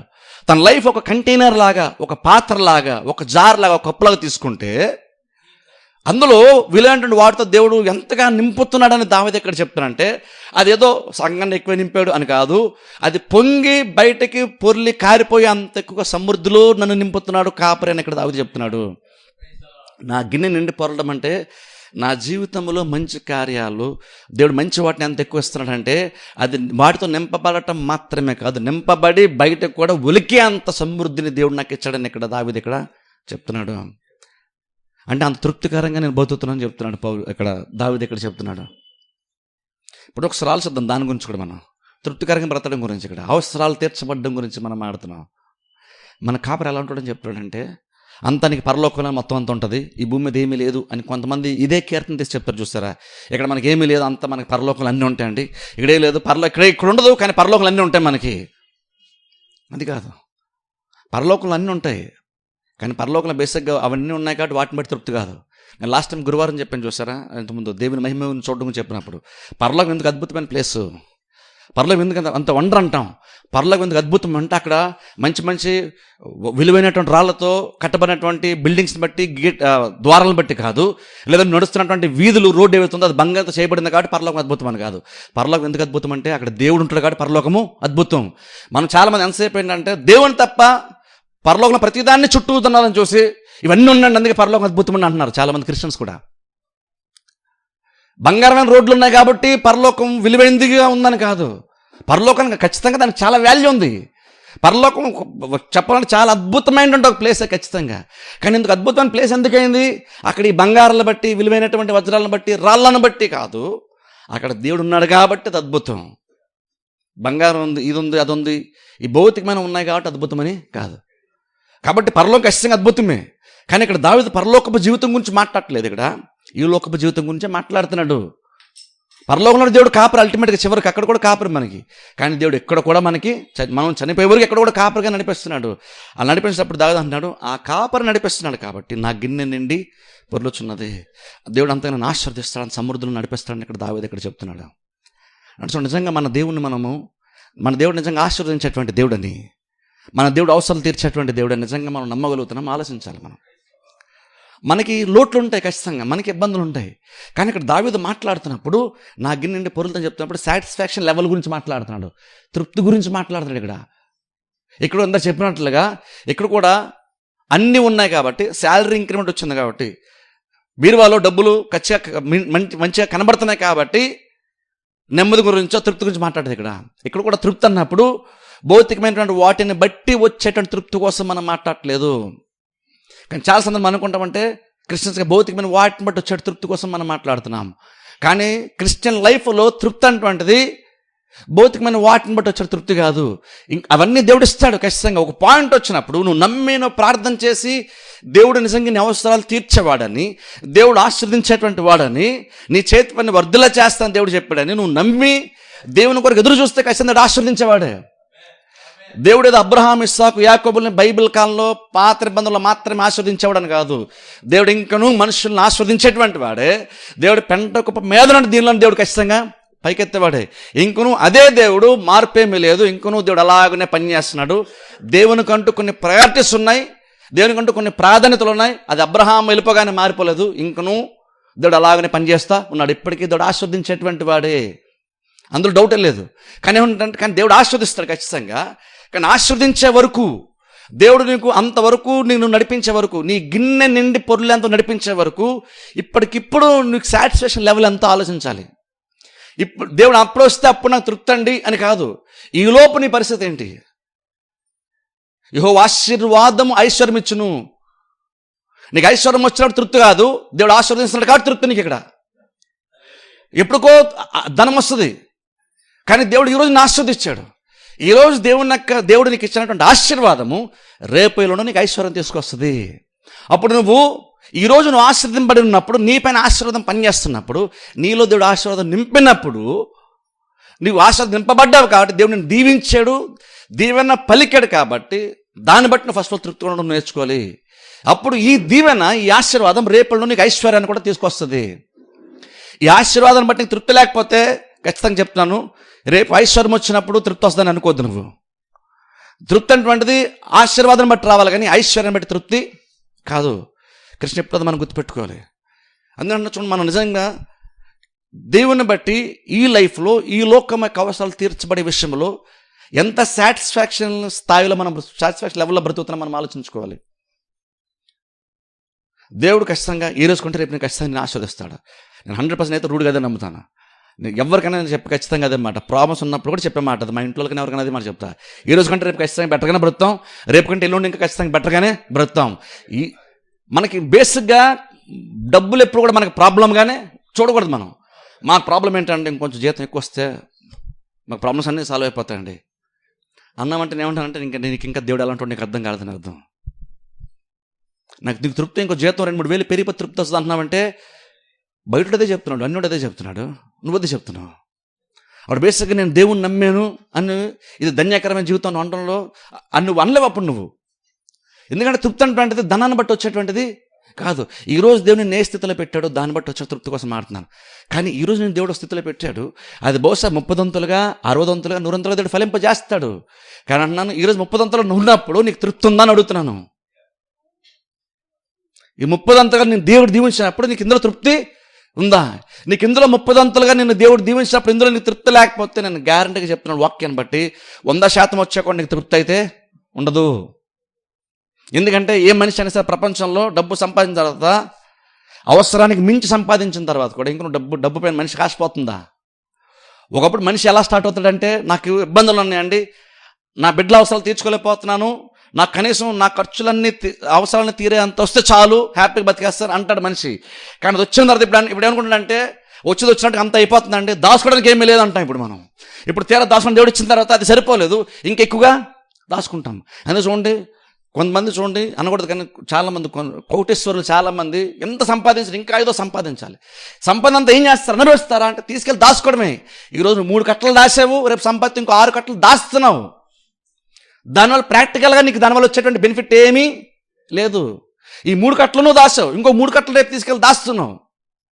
దానివల్ల నీకు ప్రాక్టికల్ నీ లైఫ్ ఎఫెక్ట్ చేసేదంటే ఏమీ లేదు, ఎందుకంటే అది నీకు యూజ్ అవ్వట్లేదు, నువ్వు దాచుకుంటున్నావు దగ్గర తీసుకెళ్దాన్ని. బేసిక్గా ఏం చెప్తుంది, మనిషి ఎంత సంపాదించి ఇంకెందుకు సంపాదించుకోవాలనుకుంటున్నాడంటే బేసిక్గా మనిషికి తృప్తి అన్నది ధనం బట్టి రాదు. అందుకనే మనం నెలకి 20,000 30,000 40,000 సంపాదించుకునేటువంటి మనము నాకు ఇంకొక 10,000 ఎక్కువ వస్తే నాకు తృప్తి వస్తుంది అని ఎప్పుడు అనుకోవద్దు. తృప్తి అలాగున్నా రాదు. తృప్తి దేవుని బట్టి మాత్రమే తృప్తి వస్తుంది. అలాగని ఈరోజు సాటిస్ఫాక్షన్ నువ్వు బతికే అని నేను చెప్తున్నానంటే, సంతుష్టిగా బతుకు అని చెప్తున్నానంటే, రేపు దేవుడు ఇంకెక్కువ వాళ్ళని, దేవుడిని జీతాన్ని ఆశీర్వదించాలని అభివృద్ధి చేయాలని నువ్వు ఎదురు చూడదని చెప్తున్నానా? ఖచ్చితంగా అదైతే నేను చెప్పట్లేదు. బైబిల్ కూడా అందుకలా చెప్పట్లేదు. ఒక మాట చూద్దాం చూడండి ఒకసారి. ఫిలిప్పీలకు రాసిన పత్రికలోకి వెళ్దాం. పౌలు చెప్తున్నాడు ఫిలిప్పీలకు రాసినటువంటి పత్రిక 4వ అధ్యాయం. ఫిలిప్పీలకు రాసిన పత్రిక 4వ అధ్యాయము 11వ వచనం చదువుతాను. ఫిలిప్పీలకు రాసిన పత్రిక 4వ అధ్యాయము. నాకు కొదువ కలిగినందున నేను ఇలాగూ చెప్పుటలేదు, నేను ఏ స్థితిలో ఉన్నాను ఆ స్థితిలో సంతృప్తి కలిగి ఉండా నేర్చుకున్నాను. ఇక్కడ చూడండి, ఇక్కడ పౌలు అంటున్నాడు, ఇంకో 12వ వచనం కూడా చదువుతాను చూడండి. దీన స్థితిలో ఉండా నెరుగుదును, సంపన్న స్థితిలో ఉండా నెరుగుదును, ప్రతి విషయంలోనూ అన్ని కార్యములను కడుపు నిండి ఉండుటయు, ఆకలి కొని ఉండుటయు, సమృద్ధి కలిగి ఉన్నట్టు లేబులో ఉండుటకును నేర్చుకొని ఉన్నాను. ఇక్కడ చూడండి, ఇక్కడ పౌలు మాడుతా అంటున్నాడు నేను ఏ స్థితిలో ఉన్నా సరే అంటే ఫస్ట్ ఇక్కడ పౌలు కొన్ని పరిచర్యకి ఇవ్వడం గురించి మాట్లాడుతున్నాడు. ఇక్కడ పైన ఇప్పుడు బేసిక్గా పాస్టర్ నిలబడి పరిచర్యకి ఇవ్వడం కోసం మాట్లాడేవాడు బేసిక్గా ఏమనుకుంటామంటే పాస్టర్ డబ్బుల కోసం అడుగుతున్నారని అనుకుంటాం, ఆయన ఏదో అవసరం అడుగుతాను. కానీ ఇక్కడ పౌలు అంటున్నాడు, ఇక్కడ నాకేదో తక్కువైంది కానీ నేను అడుగుతాను మీరు అనుకోవద్దు అని పౌలు ఇక్కడ అంటున్నాడు. ఎందుకంటే నాకు అన్నీ తెలుసు అంటున్నాడు పౌలు. ఇప్పుడు చూడండి, నిజంగా ఈ రోజు పాస్టర్ గారు అలా చెప్పగలం ఆ మాట ధైర్యంగా పరిచర్య చేస్తే నిలబడి. డబ్బులు లేకపోతే పరిచర్య చేసి ఎలాగైతే పరిచర్య చేయాలో ఎంతో భారత కూడిన పరిచర్య అంటాం. ఈ రోజుల్లో పరిచర్య అంతా డబ్బు మీద నడుస్తుంది. ఆ రోజుల్లో పరిచర్య విషయాన్ని సరే డబ్బు గురించి అసలు వీళ్ళు మాట్లాడలేదు. డబ్బులు వచ్చినాయి అంటే కట్టలు తెచ్చి సంచులు తెచ్చి పాదలు తెచ్చి పెట్టారు. డబ్బు కోసం లెక్క చేయనప్పుడు డబ్బు ఎక్కువ వచ్చింది ఆ రోజుల్లో. ఎందుకంటే బహుశా అదే కరెక్ట్ మెథడ్ అయి ఉంటుంది. అందుకని కరెక్ట్గా వాళ్ళు దానికోసం ఆలోచించకుండా ప్రతి పని ముందు చేసుకుంటూ వెళ్తున్నప్పుడల్లా దేవుడు డబ్బు పంపిస్తానే వచ్చాడు. ఇప్పుడు అందరూ నేను పరిచయం చేద్దాం అనుకుంటున్నాను కాబట్టి నాకు డబ్బులు ఇవ్వండి అంటున్నాం. ఏదైతే ముందు చేయాలో దాన్ని వెనకాల చేయాల్సింది బహుశా మనం ముందు చేస్తున్నాం. ఇక్కడ పౌలు అంటున్నాడు నాకేదో కొదువు ఉంది కాబట్టి నేను ఇలా అనుకోకండి. ఎందుకంటే నాకు తెలుసు, నేను ఎలా ట్రైనింగ్ తీసుకున్నానంటే, నా లైఫ్ నేను ఎలాగా తరివిదిచ్చుకున్నానంటే, నేను ఎలా అలవాటు చేసుకున్నానంటే నాకు 2 తెలుసు. నాకు బాగా డబ్బు సంపాదించి లగ్జరీగా బతకడం తెలుసు, అలాగే నాకు కొంచెమే ఉంది అందులో కూడా తృప్తిగా బతకడం నాకు తెలుసు. నా డబ్బు ఎక్కువ వచ్చింది కాబట్టి ఈరోజు హ్యాపీ ఫీల్ అయ్యి, రేపు డబ్బులు తక్కువ వచ్చినాయి కాబట్టి, ఈ నెల జీతం తగ్గింది కాబట్టి కొంచెం మూడ్ ఆఫ్ అయిపోయి బాధపడుతూ కన్నీళ్ళు పెట్టుకుంటూ నేనైతే అలాగున్నా లేను. నాకు ఆ స్థితి తెలుసు, నాకు ఈ స్థితి తెలుసు, నాకు రెండూ తెలుసు. చూడండి, నిజంగా చూడండి, పౌలు మాడుతున్నాడు. పౌలుట ధనం సహాయం కోరుతున్నాడు, అడుగుతున్నాడు పరిశీలన. కానీ ఏమన్నా తెలుసా, నాకు రెండూ తెలుసు, నాకు రెండు కూడా తెలుసు అంటున్నాను. విశ్వాసంగా నీకు రెండు హ్యాండిల్ చేయడం తెలుసా అంటున్నాను. కొన్నిసార్లు మనకేంటంటే పేదరికం హ్యాండిల్ చేయడం రాదు, అందుకనే ఆ టైంలో డబ్బు మీద ఎక్కువ ఆశ ఉంటుంది. కొన్నిసార్లు దేవుడు ఇచ్చిన తర్వాత మనం దాన్ని హ్యాండిల్ చేయడం, ఆ సమృద్ధి కూడా హ్యాండిల్ చేయడం కొన్నిసార్లు మనకి రాదు. అది కూడా ఖచ్చితంగా మన ప్రాబ్లంగా మారిపోద్ది. కానీ క్రిస్టియన్ ఫస్ట్ నువ్వు ఏం నేర్చుకోవాలి తెలుసా, డబ్బు నాకు ఎక్కువ కావాలి అనడానికంటే ముందు డబ్బుని ఎలా హ్యాండిల్ చేయాలో నువ్వు నేర్చుకోవడం చాలా చాలా ఇంపార్టెంట్. నేను చూడండి, దేవుని నాకు ఆశీర్వాదం గురించి చెప్పని చూస్తారా, ధనం నాకు ఇవ్వాల్సినంత ప్రయారిటీ మాత్రమే ఇవ్వాలి. ఆ డబ్బుకి ఎలా ఖర్చు పెట్టాలి, దేనికి ఎంత ఖర్చు పెట్టాలి అన్నది కూడా ఆత్మీయ జ్ఞానం ఒక విశ్వాసకు ఉండాలి. అంటే బేసిక్గా మనీ మేనేజ్మెంట్ కోసం బైబిల్ కూడా చెప్తుంది మనకి యాక్చువల్ చెప్పాలంటే. అని చూడండి, నేను చెప్పని చూస్తారు, దేవుని నాకు ఆశ్రమం చెప్పినట్టు కూడా చెప్పాను. చూడండి, చీమల దగ్గరికి వెళ్ళి జ్ఞానం సంపాదించిన బైబిల్ దేవుడు చెప్పాడు. అంటే చీమలు చూడండి, అవి వర్షాకాలం కోసం వస్తుందని తెలిసి ముందుగానే దాచుకుంటాయి. మరి ఎంత భాషలు చెప్తారు లేదు తెలుసు, నేను చెప్పాను చాలాసార్లు, దాచుకోవడం కూడా చాలా చాలా ఇంపార్టెంట్. ఉన్నదంతా తీసుకొచ్చి నాకు ఇచ్చిన ఎప్పుడు చెప్పలేదు. ఉన్న దాంట్లో నువ్వు దేవునికి ఇవ్వాల్సినటువంటి ప్రయారిటీ, దేవునికి ఇవ్వాల్సింది ఇచ్చి ఆ తర్వాత నువ్వు ఎంతో కొంత నువ్వు దాచుకోవడం కూడా చాలా చాలా జ్ఞానానుసారం. అది బైబిల్ కూడా మనకు చెప్తుంది అది. కాబట్టి ఇక్కడ మనీ మేనేజ్మెంట్ కోసం బైబిల్ మనకు చాలా చెప్తుంది. ఈ రోజుల్లో చాలామంది చూడండి, బైబిల్ మనీ మేనేజ్మెంట్ కోసం చెప్పేవాళ్ళు చాలామంది, వాళ్ళు చెప్పే చాలా కార్యాలు బైబిల్లో చెప్తారు. మీరు యూట్యూబ్లోకి వెళ్ళి మనీ మేనేజ్మెంట్ కోసం ఏమైనా వీడియోస్ కొట్టండి, వాళ్ళు చెప్పే చాలా పాయింట్లు మీకు కనుక లాంగ్వేజ్ అర్థం వింటే కనుక వాళ్ళు ఎక్కడ వస్తారని ఖచ్చితంగా బైబిల్ నుండి వస్తారు. వాళ్ళు చెప్పే ప్రతిదీ కూడా బేసిక్గా ఎగ్జాక్ట్ బైబిల్ రెఫరెన్స్ చేయకపోవచ్చు, కానీ వాళ్ళు చెప్పే కొన్ని స్టేట్మెంట్స్ చూస్తే అది ఎక్కడ వాళ్ళకి ఆ స్టేట్మెంట్ వచ్చిందని ఖచ్చితంగా బైబిల్ నుండి వస్తుంది. అది చాలా విషయాలు మేనేజ్మెంట్ అంటే బైబిల్ నుండే చాలామంది చెప్తున్నారు. కాకపోతే వాళ్ళు దేవుని నమ్మరు, కానీ దేవుడు చెప్పినటువంటి బోధలు ప్రిన్సిపల్స్ ఏవైతే ఉన్నాయో వాటిని మాత్రం వాళ్ళు ఖచ్చితంగా పట్టున్నారు. అది వర్కౌట్ అవుతుంది వాళ్ళకి, అందుకని వాళ్ళు అలాగా చెప్తారు. ఇప్పుడు పౌలు అంటున్నాడు నాకు రెండూ తెలుసు, కానీ ఇప్పుడు ఏమంటే పౌలు ఇక్కడ నాకు రెండూ తెలుసు, కానీ నేను ఏ స్థితిలో ఉన్నా సరే తృప్తిగా ఉండడం నేను నేర్చుకున్నాను అంటున్నాడు. అది ఇంపార్టెంట్. అంటే ఇప్పుడు ఈ దేని గురించి మాట్లాడుతున్నాడు అంటే తృప్తి అంటే అర్థం ఏంటి పౌలు అంటే, నువ్వు దేవుని నుండి ఇంకేం ఆడవా, ఇంకేం ఆశపడవా, ఈరోజు తృప్తి ఉన్నా అంటే రేపు నీకు ఏదైనా అవసరం పడితే ప్రభు నాకు దయచేసి నువ్వు ప్రార్థన చేయవా, నువ్వు దేవుని నాకు ఆశీర్వాదం కొరకు నువ్వు వెతకవా, ప్రభు నన్ను దీవించి ప్రభు అసలు ప్రార్థన చేయవా. తృప్తి అంటే ఇంకా నాకేం వద్దని చెప్తున్నావా అని అడిగితే పౌలు అలా అనట్లేదు. ఇక్కడ పౌలు ఏం చెప్తున్నా అంటే నాకు ఏది వద్దని కాదు అర్థం, నేను ఈరోజు ఎంతలో అంతలో నేను హ్యాపీగా బతకడం నేర్చుకున్నాను అంటున్నాడు. అంటే క్రిస్టియన్గా నాకు జీతం ఎక్కువ రావట్లేదని చెప్పేసి ఇంట్లో ప్రెషర్ పెట్టడం కంటే, భర్త ఎక్కువ జీతం దాటదని భార్యలు ఇంట్లో ప్రెషర్ పెట్టకూడదు. అలాగే నాకు వస్తుందని చెప్పేసి భర్త కూడా భార్య మీద ప్రెషర్, కుటుంబ సభ్యుల మీద ప్రెషర్ పెట్టకండి. దీని మనీని ఎలా హ్యాండిల్ చేయాలో నేర్చుకోవడం చాలా చాలా ఇంపార్టెంట్. నిజంగా కనుక ధనం పట్ల నీకు సరైనటువంటి యాటిట్యూడ్ ఉండి వైఖరి ఉంటే అసలు నీకు తెలియకుండా కూడా నీకు తక్కువ వచ్చినా సరే నీకు ఎలా సరిపోతుందో కూడా నీకు అర్థం కూడా కాదు. నీ జ్ఞానానికి మించినటువంటి రీతిలో దేవుడు నేను ఆస్వాదిస్తాడు తెలుసా. నీకు వచ్చిన తక్కువే, కానీ నెలంతా నీకు ఎలా గడిచిందో కూడా నీకు కూడా తెలియదు. చాలా సందర్భంలో ఆటోమేటిక్గా ఎప్పుడు ఏ టైం వచ్చిన వల్ల దేవుడు ఆటోమేటిక్గా అవసరాలు తీర్చేస్తుంటాడు. దేవుడు అలా పని చేస్తాడు తెలుసా. బైబిల్ ఎంతమందిని దేవుడు అలా చేశాడు. కరువు వచ్చినప్పుడు ఆ సారిపతి వెదరాల దగ్గరికి వెళ్ళినాం, అక్కడ చూడండి ఆ కరువు అంతా తీరే వరకు ఆ బొడ్డులో ఆ పాత్రలో నూనె అయిపోలేదంట. ఎలా జరిగిందంటే అదంతా అలా జరిగింది. ఎలా జరిగింది, ఇది ఎలా సాధ్యం అంటే వాళ్ళ ఎక్స్ప్లెనేషన్ ఉండదు అక్కడ. కానీ ఆ కొద్ది దాంతోనే అంత కరువంతా తీరే వరకు దేవుడు వాళ్ళని నడిపించాడు. అంటే నీకు వచ్చిన జీతం కొంచెమే ఉండొచ్చు, కానీ వచ్చిన జీతంలో వచ్చిన దాన్ని నువ్వు చేతి పట్టుకొని అది తక్కువ వచ్చినా సరే ప్రభు ఇందులో నేను తృప్తిగా బ్రతాను, నాకు ఇచ్చావు, ఇది కొంచెం అయ్యి ఉండొచ్చు కానీ ఇందులో కూడా నేను చాలా హ్యాపీ ఫీల్ అవుతున్నాను, నీకు థ్యాంక్స్ అని దేవుని కృతజ్ఞతలు చెప్పి దాన్ని దీవించమని నువ్వు ప్రార్థన చేసి దాన్ని ఎలా హ్యాండిల్ చేయాలి అలా హ్యాండిల్ చేస్తే కనుక నీకు కొంచెంలో కూడా తృప్తి ఖచ్చితంగా దేవుడు నీకు ఇస్తాడు. అలాగని నాకు ఇంకేం వద్దులే ప్రభా, బైబిల్ ఈరోజు నాకు మా పాస్టర్ చెప్పారు కాబట్టి నీకు ఇంక రూపాయి నాకు ఎక్స్ట్రా వద్దులే అని చెప్తున్నాను కదా అర్థం. ఈ రోజు నీకు వచ్చే సాటిస్ఫాక్షన్ కోసం మనం ఆడుతున్నాం. ఎందుకంటే ఇదే పౌలు నేను ఎందులో ఉన్న శత్రువులను నేర్చుకుని చెప్పాను. ఇదే పౌలు వేరే చోట ఇంకో మాట్లాడు అంటాడు. చూద్దాం ఒకసారి తిమోతికి రాసినటువంటి మొదటి పత్రికలోకి వెళ్దాం. తిమోతికి రాసినటువంటి మొదటి పత్రిక 6వ అధ్యాయము. తిమోతికి రాసినటువంటి మొదటి పత్రిక 6వ అధ్యాయం 6వ వచనం చదువుతాను చూడండి. తిమోతికి రాసిన మొదటి పత్రిక 6వ అధ్యాయం 6వ వచనం చాలా మంది తెలిసినటువంటి వచనమే. సంతోషసహితమైన దైవభక్తి, ఏం చెప్పండి, సంతోషసహితమైన దైవభక్తి. చూడండి, సంతోషసహితమైన దైవభక్తి గొప్ప లాభ సాధనము, గొప్ప ధన్యత అనలేదు.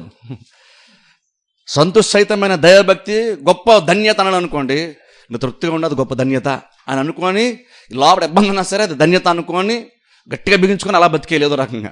కానీ పౌలు ఇక్కడ అలా మాట్లాడదు. ఇక్కడ లోపల ఇబ్బంది ఉంది కానీ బయట మాత్రం బైబిల్ దేవుడు చెప్పాడు కాబట్టి ఏదో రకం అనుకున్నాడు ముందుకు వెళ్ళిపోమని కాదు అర్థం. ఇక్కడ దేవుడు యాక్చువల్ ఏం చెప్తున్నానంటే ఇక్కడ సంతోషితమైన దైవభక్తి. ఈరోజు తృప్తిగా ఉండి అంటున్నాను. ఈరోజు నువ్వు ఎంతలో ఉన్నావో అందులో నువ్వు సాటిస్ఫాక్షన్ పొందుకొని చెప్తున్నాను.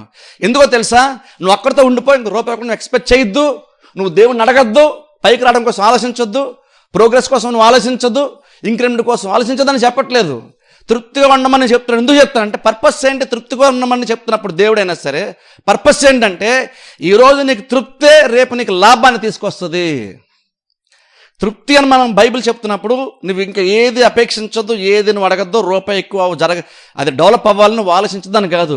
ఈరోజు తృప్తిగా ఉండని దేవుడు ఎందుకు చెప్తున్నాడు అంటే ఏమో తృప్తిగా ఉంటే ఈ తృప్తికరమైన జీవితం రేపు నీకు లాభాన్ని తీసుకొస్తుంది. అంటే ఉన్న దాంతో అక్కడితోనే అది ఫిక్స్డ్ అయిపోయింది, అంతకుమించి రాదు అని కాదు. దీన్ని దేవుడు యాడ్ చేస్తానని చెప్తున్నాడు. సంతోషితమైన దైవభక్తి. నువ్వు భక్తిగా ఉన్నావు, అదే టైంలో తృప్తిగా కూడా ఉన్నావు. అప్పుడేమవుతుందో తెలుసా, అది గొప్ప లాభ సాధనం అవుతుంది. ఎందుకంటే నీకు తృప్తిగా ఉన్నావు, భక్తిగా ఉన్నావు. అప్పుడు ఏం చేస్తుందంటే ఆ తృప్తితో ఉన్నటువంటి ఆ భక్తి ఏదైతే ఉందో అది నీకు ఇంకా లాభాన్ని తీసుకొస్తుంది. ఈరోజు నేను నాకు ఎంత ఉందో అందులో నేను తృప్తిగా హ్యాపీగా ఉండి ఇంకొన్ని భక్తిగా నేను కొనసాగితే నాకు ఎంత వచ్చిందో అంతతో ఖచ్చితంగా నేను ఈరోజు ఉన్నాను. రేపటి ఖచ్చితంగా దేవుడు నన్ను కూడా డెవలప్ చేస్తాడు. అందుకని రేపటి నేను ఇప్పుడు ఇలా ఉన్నాను కానీ ఎల్లకాలము నేను ఎలాగ ఉండను కాబట్టి నేను తృప్తిగానే ఉంటున్నాను. నన్ను నమ్ముతున్నాను, దేని చూస్తున్నాను. ఈ రోజు ఎలా ఉంది కానీ మన పిల్లలు మనం చెప్పాలంటే ఈరోజు మనం ఎలాగ ఉన్నాం అడ్జస్ట్ అవ్వండి, కానీ ఎప్పుడు ఎలాగే మనం ఉండం. అది మన పిల్లలు చెప్పడం నేర్చుకోవాలి. మనం వాళ్ళు ఏదో అడిగని చెప్పేసి అప్పులు చేసేసి కొనేసి మళ్ళీ ఊరంతా అప్పులు చేసేసి మళ్ళీ ప్రార్థన చేయమని చెప్పి ఇంత ఇబ్బంది వద్దు. మనకి ప్రయారిటీస్ కరెక్ట్గా ఉండాలి. మనకి ఉండి మనం చెప్పుకోవాలి, భార్యకో భర్తకో లేదా బిడ్డలకో చెప్పుకోవాలి, అవసరమైతే చెప్పుకోవాలి. మనకి ఎంత వచ్చింది, ఎంత రూపాయలు లేదు కాబట్టి దీంతో తృప్తిగా భర్తను మనం నేర్చుకుందాం. దాంతోపాటుగా భక్తిగా కూడా ఉందాం. అప్పుడు అది లాభ సాధనంగా మనకి మారుతుంది. అప్పుడు భక్తి ఏం చేస్తుందంటే ఈరోజు ఇంతే వచ్చింది కానీ దేవుని కృపను బట్టి అది అక్కడితోనే మనం ఆగిపోము. ఇదే మన చివరి ఇది కాదు, దేవుడు ఇంకా అభివృద్ధి చేస్తాడు. ఎందుకంటే దైవభక్తి గొప్ప లాభ సాధనము. భక్తిగా ఉండి తృప్తిగా ఉన్న వాళ్ళు ఖచ్చితంగా ఎప్పుడు ఒకలాగా ఉండరు. భక్తిగా ఉంటూ ఏంటంటే జీతం ఇంతే, పాస్టర్ గారు దేవుని కోసం చెప్తున్నారు, ఆశీర్వాదం అంటున్నారు, ప్రార్థన చేస్తున్నాం, మేము దశంభాగెత్తున్నాం కానీ మాకేం పెద్దగా దేవుడు ఏం చేయట్లేదు. ఎప్పుడైతే నువ్వు మైండ్లో వాళ్ళు అనుకుంటున్నావో నీకు తృప్తి లేదు, అప్పుడు నీకు లాభ సాధన ఎక్కడి వస్తుంది రేపు. ఈరోజు తృప్తి అనేటువంటిది ఎందుకు ఉండాలని పౌలు చెప్తున్నాడు అంటే ఈరోజు తృప్తిగా ఉంటే రేపు నీకు లాభం. ఈరోజు నీకు అసంతృప్తి ఉంటే నీకు రేపు కూడా అది లాభం ఉండదు, నష్టం. ఎందుకంటే రేపు నీకు అసంతృప్తిగానే ఉంటుంది. నువ్వు అనుకున్న జీతం ఒకవేళ దేవుని కృపను పెరిగినా సరే ఇంకా అసంతృప్తి ఉంటుంది. కాబట్టి మనిషికి ఎప్పుడు సాటిస్ఫాక్షన్ రాదు. అందుకని తెలుసా ఇక్కడ దావీదు అంటున్నాడు, నా గిన్నె నిండి పొర్లుచున్నది. దేవుడు అంతగా సమృద్ధిలోనికి ఇస్తాడు కానీ అంటాను దేవుడు అంతవరకు నడిపిస్తాడు. నువ్వు నమ్ము, ఎదురు చూడు, ఖచ్చితంగా దేవుడు దీవించేవాడే. కానీ అంటాను అప్పటి వరకు నీకు నెమ్మది ఉండదా? అప్పటి వరకు నువ్వు తృప్తిగా లేకుండానే బతుకుతావా అంటే పౌలు అంటున్నాడు నువ్వు కూడా నేర్చుకో అంటున్నాడు. నేను పౌలు అంటున్నాడు నేను నేర్చుకున్నాను, నువ్వు కూడా నేర్చుకో, తృప్తిగా బ్రతడం నేర్చుకో. సంతోషితమైన దైవభక్తి గొప్ప లాభ సాధనము. తృప్తిగా బ్రతడం. ఎందుకంటే ఈరోజు నీ గిన్నె సగమే నిండింది అనుకో, అయినా సరే తృప్తిగా బ్రతుకు. ఆ సగం దేవుడు నింపినందుకు నువ్వు దేవుని కృతజ్ఞతలు చెప్పు హృదయపూర్వకంగా. దాన్ని దేవుడు 30 నుంచి 60కి మారుస్తాడు, 60 నుంచి ఖచ్చితంగా 100% మారుస్తాడు. గిన్నె నిండి పొరిలేంతలాగా దేవుడు ఖచ్చితంగా దీవిస్తాడు. నీకు తృప్తిగా ఉండడం నేర్చుకో. ఆశపడి దేవుని వైపు చూసి దేవుని అడిగితే ఖచ్చితంగా మన దేవుడు ఆశీర్వాదంలో కర్తవ్యం దేవుడు ఖచ్చితంగా మనం దీవించే తీరుతాడు అంటాను. అందుకని చూడండి, ఇప్పుడు ఈ దావీదు విషయానికి వచ్చేసరికి, గొర్రెల మంది విషయానికి వచ్చేసరికి మన కాపరి అలా మనం నడిపిస్తాను. దావీదు చెప్తున్నాడు నా గిన్నె నిండి పొరులుతుంది, నాకు ఆశీర్వాదం ఎంత ఎక్కువ నా కాపరి నాకు ఇస్తాడు, నాకు ఎంత సమృద్ధిని ఇస్తాడంటే నన్ను నింపడం మాత్రమే కాదు, నింపబడి అది ఇంకా చాలామంది నేను కూడా ఆశీర్వాదకరంగా మారేంతలాగా నా కాపరి నన్ను చేస్తాడు అని చెప్తున్నాడు. అందుకని చూడండి, తృప్తి బేసిక్గా రావాలంటే నువ్వు మనిషి వైపు చూడకూడదు, నువ్వు కాపరి వైపు చూడాలంటాను. ఒక్క కీర్తన చదివి ముగించేస్తాను. చూడండి 73వ కీర్తన. పెద్ద ఎక్స్ప్లెనేషన్ ఏముండదు, జస్ట్ చదువుతాను. 73వ కీర్తన. ఈ సందర్భానికి కరెక్ట్గా సెట్ అయ్యేటువంటి మాట ఉంది అక్కడ ఒకటి బైబిల్లో. చూద్దాం 73వ కీర్తన. చూడండి ఇక్కడ చాలామంది 73వ కీర్తనలో చాలామంది అన్యులు, భక్తిహీనులు బాగా వర్ధిల్లటం ఈ భక్తుడు చూశాడు. చూసినప్పుడు ఏమనుకున్నాడు తెలుసా, నేను నా హృదయాన్ని శుద్ధి చేసుకుంటే వ్యర్థమే అని మారుతూ చూడండి 12 వచ్చిన చదివితే చూడండి, ఇదిగో ఇట్టివారు భక్తిహీనులు, ఆ భక్తులు వీరు ఎల్లప్పుడూ నిశ్చింత గలవారే ధనవృద్ధి చేసుకొందరు. నా హృదయమును నేను శుద్ధి చేసుకున్నట వ్యర్థమే, నా చేతులు కడుక్కొని నిర్మలుట వ్యర్థమే. ధనమంతియు నాకు బాధ కలుగుచున్నది, ప్రతి ఉదయం నాకు శిక్ష వచ్చుచున్నది. ఇక్కడ చూడండి, ఇక్కడ చూడండి ఎంత బాధపడతాను చూడండి. ప్రతిరోజు నాకు శిక్ష వస్తుంది, రోజంతా నాకు బాధే. ఏంటి నీకు ప్రాబ్లం ఏంటుంది ఇక్కడ అంటే, ఈయన ప్రాబ్లం బేసిక్ ఏంటంటే ఆయనకి ఫస్ట్ ఆఫ్ ఆల్ లేదు, చిన్న చిన్న ప్రాబ్లమ్స్ ఉన్నాయి ఆయనకి. అది కాకుండా పైగా ఏంటంటే చర్చికి రాను బాగా డెవలప్ అయిపోతున్నాడు. నీలా కాకుండా సరిగ్గా చర్చికి రాను డెవలప్ అయిపోతున్నాడు. ఇప్పుడు వాళ్ళందరూ ప్రపంచాన్ని చర్చిలో ఉండే మనుషుల్ని, చర్చబట్టిన మనుషుల్ని చూస్తున్నప్పుడు ఆయనకు లోపల వచ్చిన మార్పు ఏంటంటే రోజంతా బాధే, రోజంతా ఇబ్బందే, లోపల చాలా సఫర్ అయిపోతున్నాడంట. ఇది ఎక్స్ట్రా సఫరింగ్ అనేది, ఎక్స్ట్రా బాధ అన్నది తనకున్నటువంటి సమస్య బట్టి వచ్చింది కాదు. నేనేమో ఇలాగున్నాను, ఎదురుగున్న వాళ్ళేమో అంత బాగున్నారు. అందుకే చూడండి, మనుషులు అంటారు కదా, మనం పైకి రాపని పర్లేదు, ఎదురుడో పైకి రాకూడదు. మనకేది కలిసి రాపని పర్లేదు, ఎదురుడు కలిసి వస్తే మాత్రం మనకి ఇబ్బంది. ఎదురుడికి రాకపోతే మనం హ్యాపీ. ఫస్ట్ ఆఫ్ ఆల్ ఆడు నేను ఒకే స్థాయిలో ఉన్నాను, లేదు ఆడికంటే నాకంటే కొంచెం తక్కువలో ఉన్నాడు. బేసిక్గా హ్యూమన్ మెంటాలిటీ అది. లోకం ఆ పద్ధతిలో పనిచేస్తుంది. నన్ను క్రిస్టియన్స్గా మనం అంత దయనీయంగా, అంత అల్పంగా బతకాల్సిన అవసరం మనకైతే లేదు. ఇక్కడ ఈయన క్రిస్టియన్ని, భక్తిపరుడే, కానీ ప్రాబ్లం ఏంటంటే అందరినీ చూస్తున్నాడు. ఇప్పుడు అందరిని చూసినప్పుడు నువ్వు విశ్వాసంలో బలపడతానంటే ప్రపంచాన్ని అంతని చూడు, నేను ఓకే అంటాను. కానీ ప్రాబ్లం ఏంటంటే నువ్వు మనుషులే చూస్తున్నప్పుడు నువ్వు విశ్వాసంలో బలపడడం కాదు, నువ్వు బలహీనపడతావు. ఈయన అంటున్నాడు, నా హృదయం శుద్ధిగా ఉంచుకోవడం అంటే నా చేతులు ఇలా కడుక్కుంటే అంతా వేస్టే కదా, ఇది నాకు పెద్ద ఏం కలిసి రావట్లేదు, దేవుని నమ్మినా సరే నాకు ఏం కలిసి రావట్లేదు, అంతా వేస్టే కదా అనుకున్నాడు. కారణం ఏంటి తెలుసా? మనుషులను చూస్తున్నాడు ఈయన. మనం కూడా చేస్తున్న మనుషులను చూసే ప్రతిదీ కొంటాం. వాళ్ళు బండి కొనేసరి మనం కూడా బండి కొనేద్దాం, వాళ్ళు కలర్ టీవీ కొనేసరి మనం కలర్ టీవీ కొనేద్దాం, వాళ్ళు అది కొనేసరి మనం కూడా ఇది కొనేద్దాం.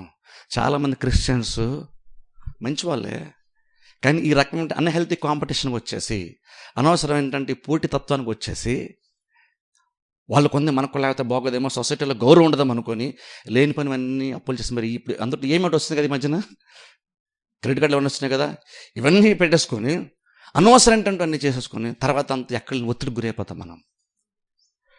నెంటను అవన్నీ నీకు ఎంత వస్తే అంత తృప్తిగా ఉండడం ఫస్ట్ ఆఫ్ ఆల్ నేర్చుకో. వాళ్ళకుంది నాకు లేదు అనుకోవద్దు, వాళ్ళు ఏమనుకుంటారని చెప్పేసి సొసైటీలో గౌరవం కోసం నువ్వు అయ్యి కొనుక్కోవద్దు.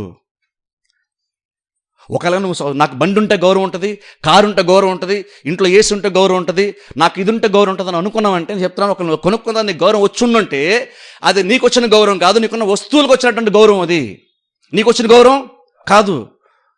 నీకు వచ్చే గౌరవం వేరు, నువ్వు కలిగినటువంటి దాన్ని బట్టి వచ్చే గౌరవం వేరు. నువ్వు రేపు కార్లు తిరిగావు కాబట్టి నేను అందరూ గౌరవించారంటే నీ కారుని గౌరవించారు కానీ నిన్ను గౌరవించట్లేదు వాళ్ళు. అప్పుడు నీకంటే ఎక్కువ వాల్యూ వాళ్ళు కారు చూశారు, నీకు కాదు గౌరవం. అందుకే నువ్వు అది చూసి మోసపోద్దు. నువ్వు ప్రపంచంలో మంచి మంచి ఇంట్లో మంచి మంచి కారులో తిరిగే వాళ్ళని గౌరవిస్తున్నారంటే అర్థం ఏంటి?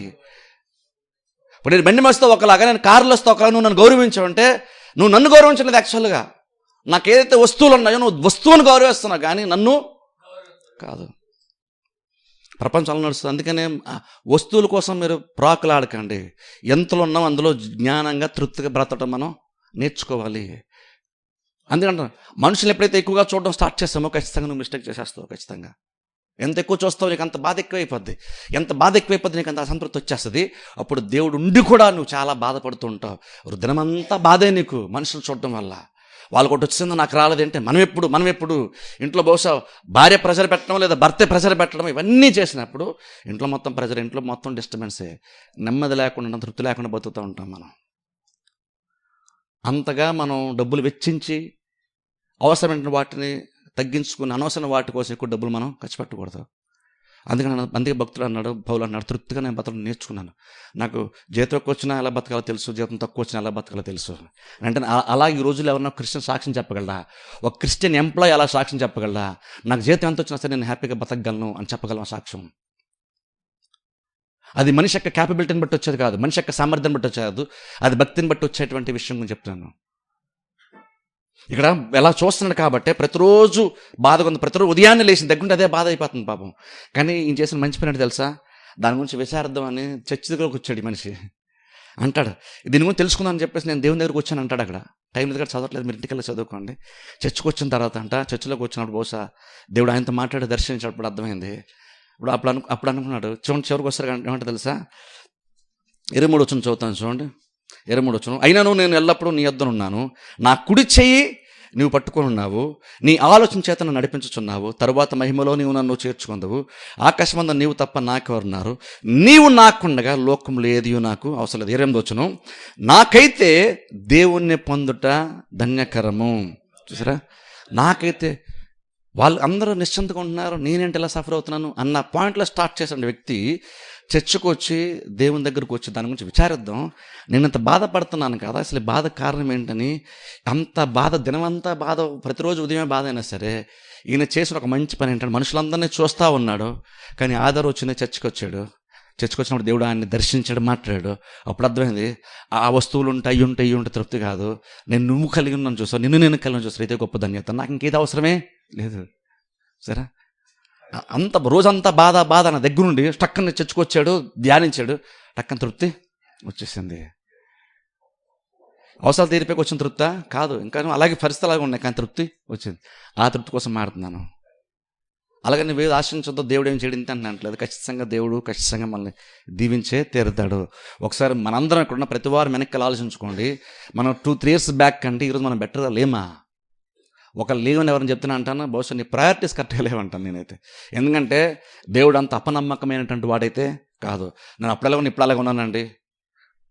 నువ్వు యాక్చువల్గా అలా లేవు, దేవుడు ఎక్కువ ఇచ్చి ఖచ్చితంగా ఇచ్చాడు. కాకపోతే నువ్వు సరిగ్గా హ్యాండిల్ చేయట్లేదు, కానీ నీకు తృప్తి లేదు. నువ్వు తృప్తి దేవుళ్ళో వెతుకు. ఖచ్చితంగా నీకే తెలుసు. వెనక్కి తిరిగి చూసుకుంటే ఎంతమంది కంటే ఈరోజు బెటర్గా బ్రతికినప్పుడు మనం రేపు కూడా ఖచ్చితంగా బెటర్గా బ్రతుకుతాం కదా, ఎల్లుండి ఇంకా బెటర్గా మనం బ్రతుకుతాం కదా. ఇది చెప్పాలి మన ఇంట్లో వాళ్ళకి. ఎవరు మన ఫైనాన్షియల్ స్టేటస్ గురించి మనం మాట్లాడుతున్నప్పుడు, మన లోటు గురించి సనుక్కున్నప్పుడు ఈ విషయాలు చెప్పాలి. మనం తృప్తి డబ్బులో లేదు. అందుకని డబ్బులు సంపాదించుకోవడం మీద వెళ్ళకండి, డబ్బులు దాచేసుకోవడం మీద కూడా వెళ్ళకండి. అంటాను చూడండి, అందరికి చెప్పేసి అలా కాదు, కానీ డబ్బుల పట్ల మాత్రం మనకి విచ్చలవిడితనం ఉండాలంట. నేను ఇది అంటే దాన్ని ఆలోచించకూడదు. అమ్మ రూపాయి వెళ్ళిపోతే అలా నా పరిస్థితి. మనీకి నేను అంటాను అలా ఉండాలి. అలాగని ఇది సలహా చెప్పట్లేదు, విచ్చలవిడన్నా అని చెప్పేసి ఎలా పడితే ఖర్చు పెట్టమని చెప్పట్లేదు. అది బేసిక్ నా నా మైండ్ సెట్ కూడా చెప్తున్నాను. నేను డబ్బులు వస్తే ఆలోచన విచ్చలవిడ అంటాను నేనైతే. ఇప్పుడు అలాగనే లోటుకి వెళ్ళిపోతామా, నాకు అది లేదు ఇది లేదు ఎప్పుడైనా చెప్పుకోలేదు. కానీ డబ్బుల పట్ల నేను ఖచ్చితంగా విచ్చలవిడదనంగా నేనైతే ఉంటాను ఖచ్చితంగా. అలా డబ్బులు అనవసరం దాన్ని దుబారా ఖచ్చితంగా నేను ఖర్చు పెట్టను. కానీ ఖచ్చితంగా ఇక్కడ నిలబడి ఏం చెప్పాలి తెలుసా, ఇప్పుడు వచ్చి నాకు అది ఉంటే బాగుంది అన్నది అసంతృప్తి నాకు లేదు. నాకు ఏదైనా కావాలంటే ఖచ్చితంగా నేను రేపెళ్ళి కొనుక్కోగలను కూడా నేను. కానీ నాకు కొన్ని లేవంటే నేను కొనుక్కోలేక కాదు, నాకు అది వద్దన్నా నేను కొనుక్కోవట్లేదు. అది అంటే బేసిక్ ఏం చెప్తున్నాను, నాకు అంత తృప్తి ఉందని చెప్తున్నాను. నేను చాలా కొనుక్కోగలను, కానీ ఎందుకు కొనుక్కోవట్లేదంటే నాకు అవసరం లేదు. అవి ప్రస్తుతం నా ప్రయారిటీలో ఫస్ట్ పేరు అది కాదు, నా లిస్ట్లో ఫస్ట్ అది లేదు అంతే. అది ఎక్కడ ఉంది, లాస్ట్ ఎక్కడ ఉంది, అది ఫస్ట్ 2-3 ఉన్నాయి చూసారు, అది తీరేక అది కూడా వస్తుంది లిస్ట్ ప్రయారిటీని బట్టి.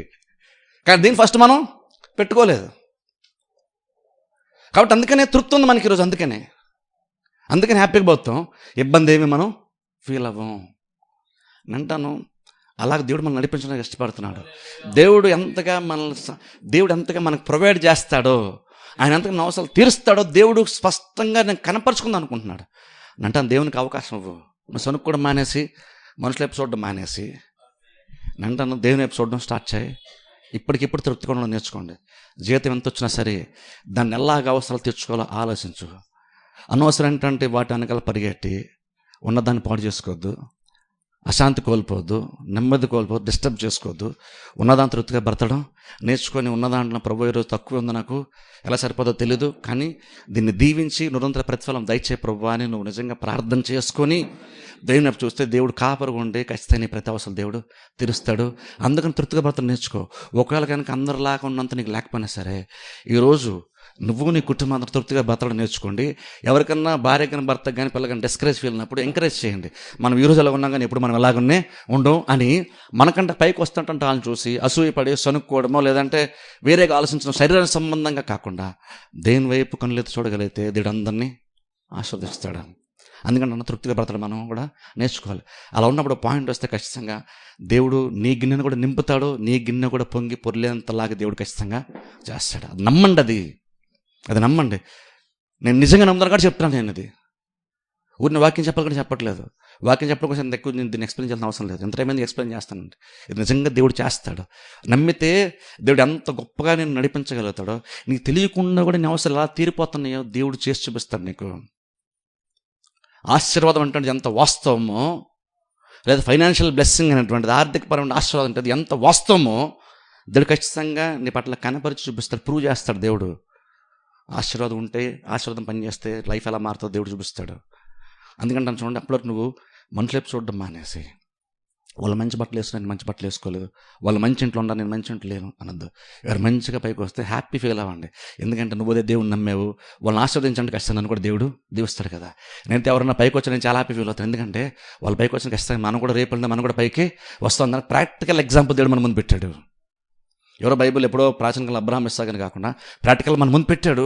వాళ్ళు పైకి వచ్చిన ఖచ్చితంగా మనం కూడా పైకి వస్తాం కదా.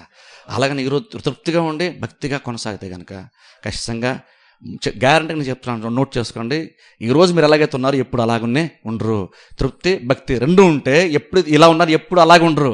ఓ మూమెంట్ వస్తుంది, టైం వస్తుంది, ఖచ్చితంగా దేవుడు అందరినీ పైకి తీసుకొస్తారు. అది దేవుడు ఇచ్చేటువంటి వాగ్దానము, ఆ దేవుడు ఇచ్చేటువంటి మాట, ఆ లక్షణము, ఆ గుణం మన మంచి కాపర్లో ఉంది. దావీదు అదే చెప్తున్నా, అగ్ని నుండి పొర్లుతుంది. మనం కూడా దావీదులాగా చెప్పని దేవుడు ఆశపడుతున్నాడు. అందుకని నువ్వు ఆ పాయింట్ రావాలంటే ఈరోజు తృప్తిగా బ్రతుకు, భక్తిగా బ్రతుకు, మనుషుల వైపు చూడొద్దు, దేవుని వైపు చూస్తూ దేవుని వైపు ఆశ పెట్టుకో, దేవుని నమ్ముకో, తృప్తిగా ఉండు, ఉన్న దాంట్లో కృతజ్ఞత కలిగి జీవించు. ఖచ్చితంగా నీ గిన్నె కూడా నిండుతుంది, ఖచ్చితంగా పొరులుతుంది. ప్రార్థన చేసి అందరి తల వంచి కళ్ళు మూసుకోండి.